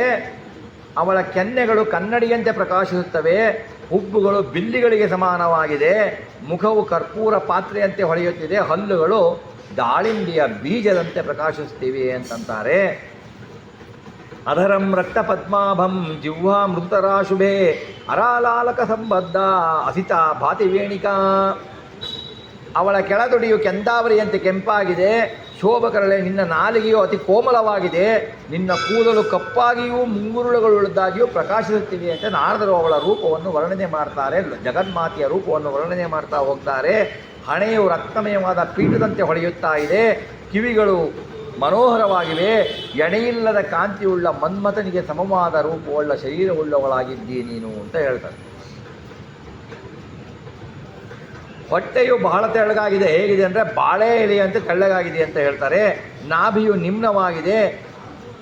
ನಿನ್ನ ಕಟಿಯು ಬಹಳ ತೆಳುವಾಗಿ ಸಿಂಹ ಕಟಿಯ ಥರ ಶೋಭಿಸುತ್ತಿದೆ ಅಂತ ಹೇಳ್ತಾರೆ. ಪದ್ಮಾವತಿಯೇ, ನಿನ್ನ ನಡೆಯು ಗಜಗಮನೆ, ಆನೆಯ ನಡೆಗೆ ಸಮನಾಗಿದೆ. ಇದು ಸ್ತ್ರೀಯರ ನಡುವಿಕೆಯ ಲಾವಣ್ಯವನ್ನು ವರ್ಣಿಸುವ ರೀತಿ. ಮಂಗಲ ಸ್ವರೂಪಗಳು ನೀನು, ಹಿಂದೆ ಮಾಡಿದ ಸುಕೃತಿಯಿಂದ ಲಕ್ಷಣ ಸಂಪನ್ನನಾಗಿ ದೇಹ ಹೊಂದಿರುವೆ ಅಂತ ನಾರದ ಮುನಿಯು ಹೇಳ್ತಾರೆ. ಹೀಗೆ ಹೇಳಿ ಎಲ್ಲರೂ ನೋಡ್ತಾ ಇರಬೇಕಾದ್ರೆ ಅವರು ಅಂತರ್ಧಾನರಾಗಿ ಮಾಯವಾಗಿ ಹೋಗ್ಬಿಡ್ತಾರೆ. ಆಮೇಲೆ ಲಕ್ಷ್ಮೀದೇವಿಯನ್ನು ಮನಸ್ಸಿನಲ್ಲಿ ಸ್ತುತಿಸ್ತಾರೆ. ಆಕೆಯ ಪಾದಗಳಿಗೆ ಮನಸ್ಸಿನಲ್ಲಿ ನಮಸ್ಕಾರ ಮಾಡಿಬಿಟ್ಟು ಆಕೆಯನ್ನು ಸ್ಮರಿಸುತ್ತಾ ಹೋಗ್ತಾರೆ. ಆಮೇಲೆ ನಾರದನು ಮಹಾಲಕ್ಷ್ಮಿಯ ಸ್ತೋತ್ರವನ್ನು ಮಾಡಿ ನಾರಾಯಣನ ಆವಾಸ ಸ್ಥಾನವಾದ ಶೇಷ ಪರ್ವತಕ್ಕೆ ನಾರದರು ಹೊರಟು ಹೋದರು ಅನ್ನೋಲ್ಲಿಗೆ ಶ್ರೀ ಭವಿಷ್ಯೋತ್ ಪುರಾಣದ ವೆಂಕಟಗಿರಿ ಮಹಾತ್ಮೆಯ 6ನೇ ಅಧ್ಯಾಯ ಮುಗಿಯುತ್ತೆ. 7ನೇ ಅಧ್ಯಾಯದಲ್ಲಿ ಕನ್ಯಾಯ ಜನನಂ ಪ್ರೋಕ್ತಂ ಕುಮಾರಸ್ಯ ವಿಶೇಷತಃ ಸಾಂಗಂ ವದಾಮಿ ಚಾರಿತ್ರ್ಯಂ ವೈವಾಹಂ ಪುಣ್ಯವರ್ಧನಂ. ಪದ್ಮಾವತಿಯ ವಸುದೇವನ ಜನನವನ್ನು ನಾವು ಕೇಳಿದ್ದೇವೆ. ಪುಣ್ಯವೃದ್ಧಿಕರವಾದ ಪದ್ಮಾವತಿಯ ವಿವಾಹದ ಕಥೆಯನ್ನು ಹೇಳಿದ ನಮಗೆ ಅಂತ ಸೂತರು ಕೇಳ್ತಾರೆ. ಕರೀಂದ್ರ ಸಂಗೇನ ಸಮಾಗತೋ ಹರಿ ತುರಂಗಮಾಸ್ತಾಯ ವರಾಂಗನಾನಂ ಶ್ರೀಗಂಧಲೇಪಾರುಣ ಚಾರುವಕ್ಷ ಬಾಲಾರ್ಕಭಾ ಸೋತ ಸಮೀಪಮಾಶು. ಶ್ರೀನಿವಾಸನ ಕುದುರೆಯನ್ನೇರಿ ಬೇಟೆಗಾಗಿ ಬಂದು ಕರೀಂದ್ರನನ್ನು ಬೆನ್ನಟ್ಟಿ ಹೋಗ್ತಾನೆ. ಕರೀಂದ್ರ ಅಂದರೆ ಗಜೇಂದ್ರ ಬೆನ್ನಟ್ಟಿ ಹೋಗ್ತಾನೆ. ಆ ಆನೆಯಾದರೂ ಪದ್ಮಾವತಿ ಹಾಗೂ ಸಖಿಯರಿರುವ ಉದ್ಯಾನದ ಒಳಗೆ ಬರುತ್ತೆ. ಆನೆ ಏನು ಮಾಡುತ್ತೆ, ಓಡಿ ಓಡಿ ಓಡಿ ಹೋಗಿ ಪದ್ಮಾವತಿ ಇರುವ ಜಾಗಕ್ಕೆ ಬರುತ್ತೆ. ಬಂದುಬಿಟ್ಟು ಶ್ರೀನಿವಾಸನ ಹತ್ತಿರ ಬಂದು ನಿಂತುಕೊಳ್ತಾನೆ. ಉದ್ಯಾನದ ಹತ್ತಿರ ಶ್ರೀನಿವಾಸನಿಗೆ ಪದ್ಮಾವತಿಯ ಭೇಟಿಯನ್ನು ಮಾಡಿಸ್ತಾನೆ. ಗಜ ಮಾಡಿಸುತ್ತೆ. ಗರ್ಜಂತಂ ಗಜರಾಜಾನಂ ದೃಷ್ಟ್ವಾ ಪದ್ಮಾವತಿ ಮುಖಾಃ ವನಸ್ಪತಿ ಮುಪಾಶ್ರಿತ್ಯ ತತ್ರ ಲೀನಾ ಬಭೂವಿರೇ. ಅದನ್ನು ನೋಡಿಬಿಟ್ಟು, ಆ ಗಜರಾಜನ ನೋಡಿಬಿಟ್ಟು ಪದ್ಮಾವತಿ ಮೊದಲಾದವರು ಹೆದರಿ ಒಂದು ಮರದ ಮರೆಯಲ್ಲಿ ಅಡಕಿ ಕುಳ್ತಾರೆ. ಪದ್ಮಾವತಿಯವರೆಲ್ಲ ಕಣ್ಣು ಮುಚ್ಚಿಕೊಂಡು ಮರದ ಮರೆಯಲ್ಲಿ ನಿಂತು ಆಗಾಗ್ಗೆ ನೋಡ್ತಾ ಇರ್ತಾರೆ, ಗಜರಾಜ ಹೋದ್ನೋ ಇಲ್ವೋ ಅಂತೇಳಿ ಅಂತ. ತದಂತರೇ ಅಬಲಾ ಸರ್ವ ದದೃಶುರ್ಹಯಮತ್ತಮಂ ಬಾಲಾರ್ಕಸದೃಶಾಕಾರಂ ರತ್ನಾಭರಣಭೂಷಿತಂ ಪುರುಷೇಣ ಸಮಾಯುಕ್ತಂ ಮನ್ಮಥಾಕಾರ ತೇಜಸ ತಂ ದೃಷ್ಟ್ವಾ ಗಜರಾಜೋಪಿ ಹಯಸ್ತಂ ಪುರುಷೋತ್ತಮಂ ನಮಸ್ಕೃತ್ಯ ಯಥಾನ್ಯಾಯಂ ಜಗಾಮ ವಿಪಿನಂ ನದಂ ತಂ ದೃಷ್ಟ್ವಾ ಯೋಷಿತಾಃ ಸರ್ವ ವಿಸ್ಮಯಾಕುಲಮಾನಸ. ಆಮೇಲೆ ಆ ಗಜರಾಜ ಹೊರಡು ಹೋಗುತ್ತೆ. ಆ ಅಬಲೆಯರು ಏನು ಮಾಡ್ತಾರೆ ಅಂದರೆ, ಇವನು ಶ್ರೀನಿವಾಸ ಬಂದಿರ್ತಾನಲ್ಲ, ಇವನು ನೋಡ್ತಾರೆ ಬಾಲ ಸೂರ್ಯನಿಗೆ ಸಮನಾದ ಕಾಂತಿ ಇರುತ್ತೆ ಇವನಿಗೆ, ಒಡವೆಯಿಂದ ಎಲ್ಲ ಚೆನ್ನಾಗಿ ಅಲಂಕಾರ ಮಾಡಿಕೊಂಡು ಸುರಸುಂದರನಾಗಿರ್ತಾನೆ ಅವನು. ಕುದುರೆಯನ್ನು ನೋಡ್ತಾರೆ. ಗಜರಾಜ ಎಂಬ ಕುದುರೆಯ ಮೇಲೆ ಪುರುಷ ಶ್ರೇಷ್ಠನ ನೋಡಿ ಶ್ರೀನಿವಾಸಿಗೆ ಸೊಂಡಿಲೆತ್ತಿ ನಮಸ್ಕಾರ ಮಾಡಿ ಅದು ಕಾಡಿನಲ್ಲಿ ಮಾಯ ಆಗತ್ತೆ ಆನೆ. ಇದನ್ನು ನೋಡಿದ ಸ್ತ್ರೀಯರು ಕನ್ಯರು ಏನು ಮಾಡ್ತಾರೆ, ಆಶ್ಚರ್ಯಭರಿತರಾಗ್ತಾರೆ. ಏನು ಕುದುರೆ ಇದು, ಏನು ಗಜ ಇದು, ಇಲ್ಲಿ ಬಂದು ಮಾಯ ಆಯ್ತಲ್ಲ ಅಂತ. ಆಮೇಲೆ ಕರಸಂಪುಟಮಾಪನ್ನ ಶರಿತಾಸ್ತು ಭಯಾತುರಾಹ ವೃಕ್ಷಮೂಲಂ ಗತಾ ಬಾಲ ಅನ್ಯೋನ್ಯಂ ವಾಕ್ಯಮಬ್ರುವಂ ಕೋಯಮತ್ರ ವರಾರೋಹೇ ಸಖೇ ಕಮಲಲೋಚನಃ ಕೋಸೌ ಕಿರಾತರೂಪೀ ಚ ನ ದೃಷ್ಟೋ ಭವಿತಾಪುರಾಃ ತ್ವರ್ಗೋಪರಿ ಸಂಸ್ಥಾಯಾಯ ಆಗಚ್ಚತಿ ಹೇ ಸಖಿ ಏವಂ ವದಂತ್ಯಸ್ತಕ್ತಕ್ಯ ಸಾ ಚ ಪದ್ಮವತಿ ಶುಭ ಉವಾಚ ಮಂದಂ ವಚನಂ ಸಖೀನಾಮಗ್ರತೋ ದ್ವಿಜಃ. ಆ ಸ್ತ್ರೀಯರೆಲ್ಲೂ ತಮ್ಮ ಕೈಗಳನ್ನೆಲ್ಲ ಸಂಪುಟಾಕಾರವಾಗಿ ಮಾಡ್ಕೊಂಡು ಬಿಟ್ಟು ಭಯಾತುರರಾಗಿ ಮರದ ಕೆಳಗೆ ಇಳಿದು ಬರ್ತಾರೆ. ಇಳಿದು ಬಂದುಬಿಟ್ಟು ಎಲ್ಲರೂ ಒಬ್ಬೊಬ್ಬರೇ ಮಾತಾಡ್ತಾ ಇರ್ತಾರೆ. ಇಲ್ಲಿಗೆ ಬಂದಿರುವ ಇವನು ಯಾರು, ಇವನು ಅಶ್ವಾರೂಢಿಯಾಗಿ ಬಂದಿದ್ದಾನಲ್ಲ, ಈ ಸುಂದರ ರೂಪವುಳ್ಳ ಪುರುಷ ಯಾರು, ಕಿರಾತನ ವೇಷ, ಬೇಟೆಗಾರನ ವಿಷಯವನ್ನು ಧರಿಸಿದ್ದಾನೆ, ನೋಡಿದರೆ ಬೇಟೆಗಾರನಂತೆ ಕಾಣುತ್ತದೆ. ಅಂದರೆ ಎಂದೂ ನಾವು ಇವನನ್ನು ಈ ಕಾಡಿನಲ್ಲಿ ನೋಡಿಲ್ಲ. ಕುದುರೆಯನ್ನೇರುವ ಈ ವ್ಯಕ್ತಿ ಕೇವಲ ಕಿರಾತನಂತೆಯೂ ಅಲ್ಲ, ಮನ್ಮಥನಂತೆ ಕಾಣ್ತಾ ಇದ್ದಾನೆ. ಪರಸ್ಪರ ಹೇಳ್ತಿರ್ತಾರೆ. ಆಗ ಪದ್ಮಾವತಿ ಸಖಿಯ ಮುಂದೆ ನಿಂತ್ಬಿಟ್ಟು ಈ ರೀತಿ ಹೇಳ್ತಾಳೆ ಪದ್ಮಾವತಿ, ಪೃಚ್ಛಂತು ತಸ್ಯ ವೃತ್ತಾಂತಂ ಪಿತು ಮಾತೃಂ ಸಬಾಂಧವ. ಆ ಕುದುರೆ ಮೇಲೆ ಸವಾರಿ ಮಾಡಿ ಬರ್ತಾ ಇದ್ದಾನಲ್ಲ ಆ ಸುಂದರನು ಕಿರಾತ ವೇಷಧಾರಿ, ಈ ಸಮಾಚಾರವನ್ನು ಈತನ ತಂದೆ ತಾಯಿಗಳನ್ನು ಬಂಧು ಬಾಂಧವರನ್ನು ಕೇಳಿ ತಿಳಿದುಕೊಂಡು ಬನ್ನಿ ಅಂತ ಅವ್ರು ಹೇಳ್ತಾರೆ. ದೇಶಂ ವೃತ್ತಂ ಕುಲಂ ಶೀಲಂ ನಾಮ ಗೋತ್ರಾಧಿಕಂ ತಥಾ ಇತಿ ಸಖ್ಯ ಸಮಾಜ್ಞಾಪ್ತಾಸ್ತ ಉಚೂರ್ವಚನಂ ಶ್ರಿಯಃ. ಅವನು ವಾಸ ಮಾಡುವ ದೇಶ, ಆತನ ಕಸುಬು ಅಂದರೆ ಕೆಲಸ, ಸ್ವಭಾವ, ಹೆಸರು, ಗೋತ್ರ ಇವೆಲ್ಲ ನೋಡಿ. ಇವಳು ಕನ್ಯೆ, ಅವನು ಇವಳನ್ನ ಹುಡ್ಕೊಂಡು ಬಂದಿದ್ದಾನೆ ಪರಮಾತ್ಮ. ಒಬ್ಬ ಹುಡುಗನನ್ನು ನೋಡಿ, ಚೆಂದಾಗಿರುವವನನ್ನು ನೋಡಿ ಈಗಿನ ಏರ್ಪಾಡ ಅಂದರೆ ಅವನು ಯಾರು ಏನೂ ತಿಳಿಯದೆ ಅವನಿಂದ ಮೋಹಿತರಾಗಿ ನಾನು ಇವನನ್ನೇ ಮಾಡಿಕೊಳ್ತೇನೆ ಅಂತ ಈಗಿನ ಸಮಾಜ. ಆವಾಗ ಪದ್ಮಾವತಿ ತೋರಿಸ್ತಾಳೆ, ಎಂಥ ಸುರದ್ರೂಪಿಯಾದರೂ ಯಾರೇ ಆದರೂ ಅವನ ಕುಲವನ್ನು ತಿಳಿದುಕೊಳ್ಳಿ, ಅವನ ದೇಶವನ್ನು ತಿಳ್ಕೊಳ್ಳಿ, ಅವನು ಏನು ಮಾಡ್ತಾನೆ ಅಂತ ತಿಳ್ಕೊಳ್ಳಿ, ಅವರ ತಂದೆ ತಾಯಿಗಳು ಯಾರು ಅಂತ ತಿಳ್ಕೊಳ್ಳಿ. ಈ ತರಹ ವಿಚಾರವನ್ನು ಮಾಡಿ ಬಿಟ್ಟು ನೋಡಬೇಕು, ಅವರ ಎಲ್ಲ ವಿಚಾರವನ್ನು ತಿಳಿದುಕೊಳ್ಳಲು ಬನ್ನಿ ಅಂತ ಲಕ್ಷ್ಮೀದೇವಿ ಹೇಳ್ತಾಳೆ. ಲಕ್ಷ್ಮೀದೇವಿಗೆ ಗೊತ್ತು, ನಾರಾಯಣನಿಗೂ ಗೊತ್ತು, ಇದು ಎಲ್ಲ ನಮಗಾಗಿ ಆಡಿದ ಆಟ ಅಂತ ನಾವು ತಿಳ್ಕೊಳ್ಬೇಕು. ಆಗತಂ ಪುರುಷಂ ದೃಷ್ಟ್ವಾ ಕೋಸಿ ಕೋಸೀತಿ ಚಾಬ್ರವನ್ ಕಿಮರ್ಥಮಾಗತೋಸಿ ತ್ವಂ ಕಿಂತೆ ಕಾರ್ಯಂ ವದ ಪ್ರಭೋ. ಆ ಸಖಿಯರೆಲ್ಲರೂ ಅವರು ಹೇಳ್ದಂಗೆ ಅದನ್ನು ಕೇಳ್ತಾರೆ. ನೀನು ಯಾಕೆ ಇಲ್ಲಿಗೆ ಬಂದಿದ್ದೀಯಾ, ಇಲ್ಲಿ ನಿನಗೆ ಏನು ಕೆಲಸ, ಇಲ್ಲಿ ಬರೀ ಹೆಣ್ಣುಮಕ್ಕಳು ಬರ್ತಾ ಇರ್ತಾರೆ, ನಿನಗೇನು ಕೆಲಸ ಇಲ್ಲಿಗೆ ಅಂತ ಅವ್ರು ಕೇಳ್ತಾರೆ. ಆವಾಗ ಶ್ರೀನಿವಾಸ ಹೇಳ್ತಾನೆ, ಅಸ್ತಿ ಕಾರ್ಯಂ ವರಾರೋಹ ರಾಜಪುತ್ರ್ಯ ಸಮೀಪತೆ ಇತಿ ತಸ್ಯ ವಚ ಶ್ರುತ್ವಾ ಸಖ್ಯಾಸ್ತಾಪುರಬ್ರುವನ್. ರಾಜಪುತ್ರಿಯ ಬಳಿಗೆ ನನ್ನಲ್ಲಿ ಒಂದು ಗೌಪ್ಯ ಕೆಲಸ ಇದೆ ಎನ್ನುತ್ತಾ ಶ್ರೀನಿವಾಸ ಆ ಮಾತನ್ನು ಹೇಳ್ತಾನೆ. ಇವ್ರ ಹತ್ರ ಏನು ಹೇಳಲ್ಲ. ಆ ಮಾತನ್ನು ಹೇಳಲು ಕನ್ಯೆಗಳು ಹೇಳ್ತಾರೆ, ಕಿಂ ಕಾರ್ಯಂ ಮದ ಶೀಘ್ರೇಣ ಯತ್ತೇ ಮನಸ್ಸಿ ವರ್ತತೆ ಪದೇ ವಾಸಶ್ಚ ಕಿಂ ನಾಮ ಕಾತೆ ಮಾತಾ ಚ ಕಪ್ಪಿತಃ. ನೀನು ಇಲ್ಲಿಗೆ ಏನು ಕೆಲಸ, ನಿನಗೆ ಇಲ್ಲಿ ಮನಸ್ಸಿನಲ್ಲಿರುವುದಾದರೂ ಏನು, ಅದನ್ನು ಬೇಗನೆ ಹೇಳು. ನೀನು ನಿನ್ನ ವಾಸಸ್ಥಳ ಯಾವುದು, ನಿನಗೆ ತಾಯಿ ಯಾರು, ತಂದೆ ಯಾರು, ನಿನ್ನ ಅಣ್ಣ ತಮ್ಮಂದಿರು ಯಾರು, ನಿನಗೆ ತಂಗಿ ಯಾರು, ನಿನ್ನ ಕೆಲಸ ಏನು, ನಿನ್ನ ಗೋತ್ರ ಏನು ಎಂದು ಕೇಳ್ತಾರೆ. ಕನ್ಯೆಯರ ಮಾತನ್ನು ಕೇಳಿ ಜಗತ್ಪತಿ ಹೀಗೆ ಉತ್ತರ ಮಾಡ್ತಾನೆ. ಅವನು ಜಗತ್ಪತಿ ಏನು ಹೇಳ್ತಾನೆ ಅವನ ಗೋತ್ರದ ಬಗ್ಗೆ, ಅವನ ಬಂಧುವರ್ಗದ ಬಗ್ಗೆ ಎನ್ನುವುದನ್ನು ನಾಳೆ ಚಿಂತನೆ ಮಾಡೋಣ ಅಂತ ಹೇಳಿಬಿಟ್ಟು ಇವತ್ತಿನ ಈ ಚಿಂತನೆಯನ್ನು ರಾಘವೇಂದ್ರ ಸ್ವಾಮಿ ಅಂತರ್ಗತ ಭಾರತೀಯ ಮುಕ್ತಾನಂತರ್ಗತ ಶ್ರೀ ವೆಂಕಟೇಶ ಲಕ್ಷ್ಮೀ ವೆಂಕಟೇಶ ಭಿನ್ನ ಶ್ರೀ ಲಕ್ಷ್ಮೀನಾರಾಯಣ ಅರ್ಪಿಸುತ್ತಿದ್ದೇನೆ. ಶ್ರೀಕೃಷ್ಣಾರ್ಪಣಮಸ್ತು.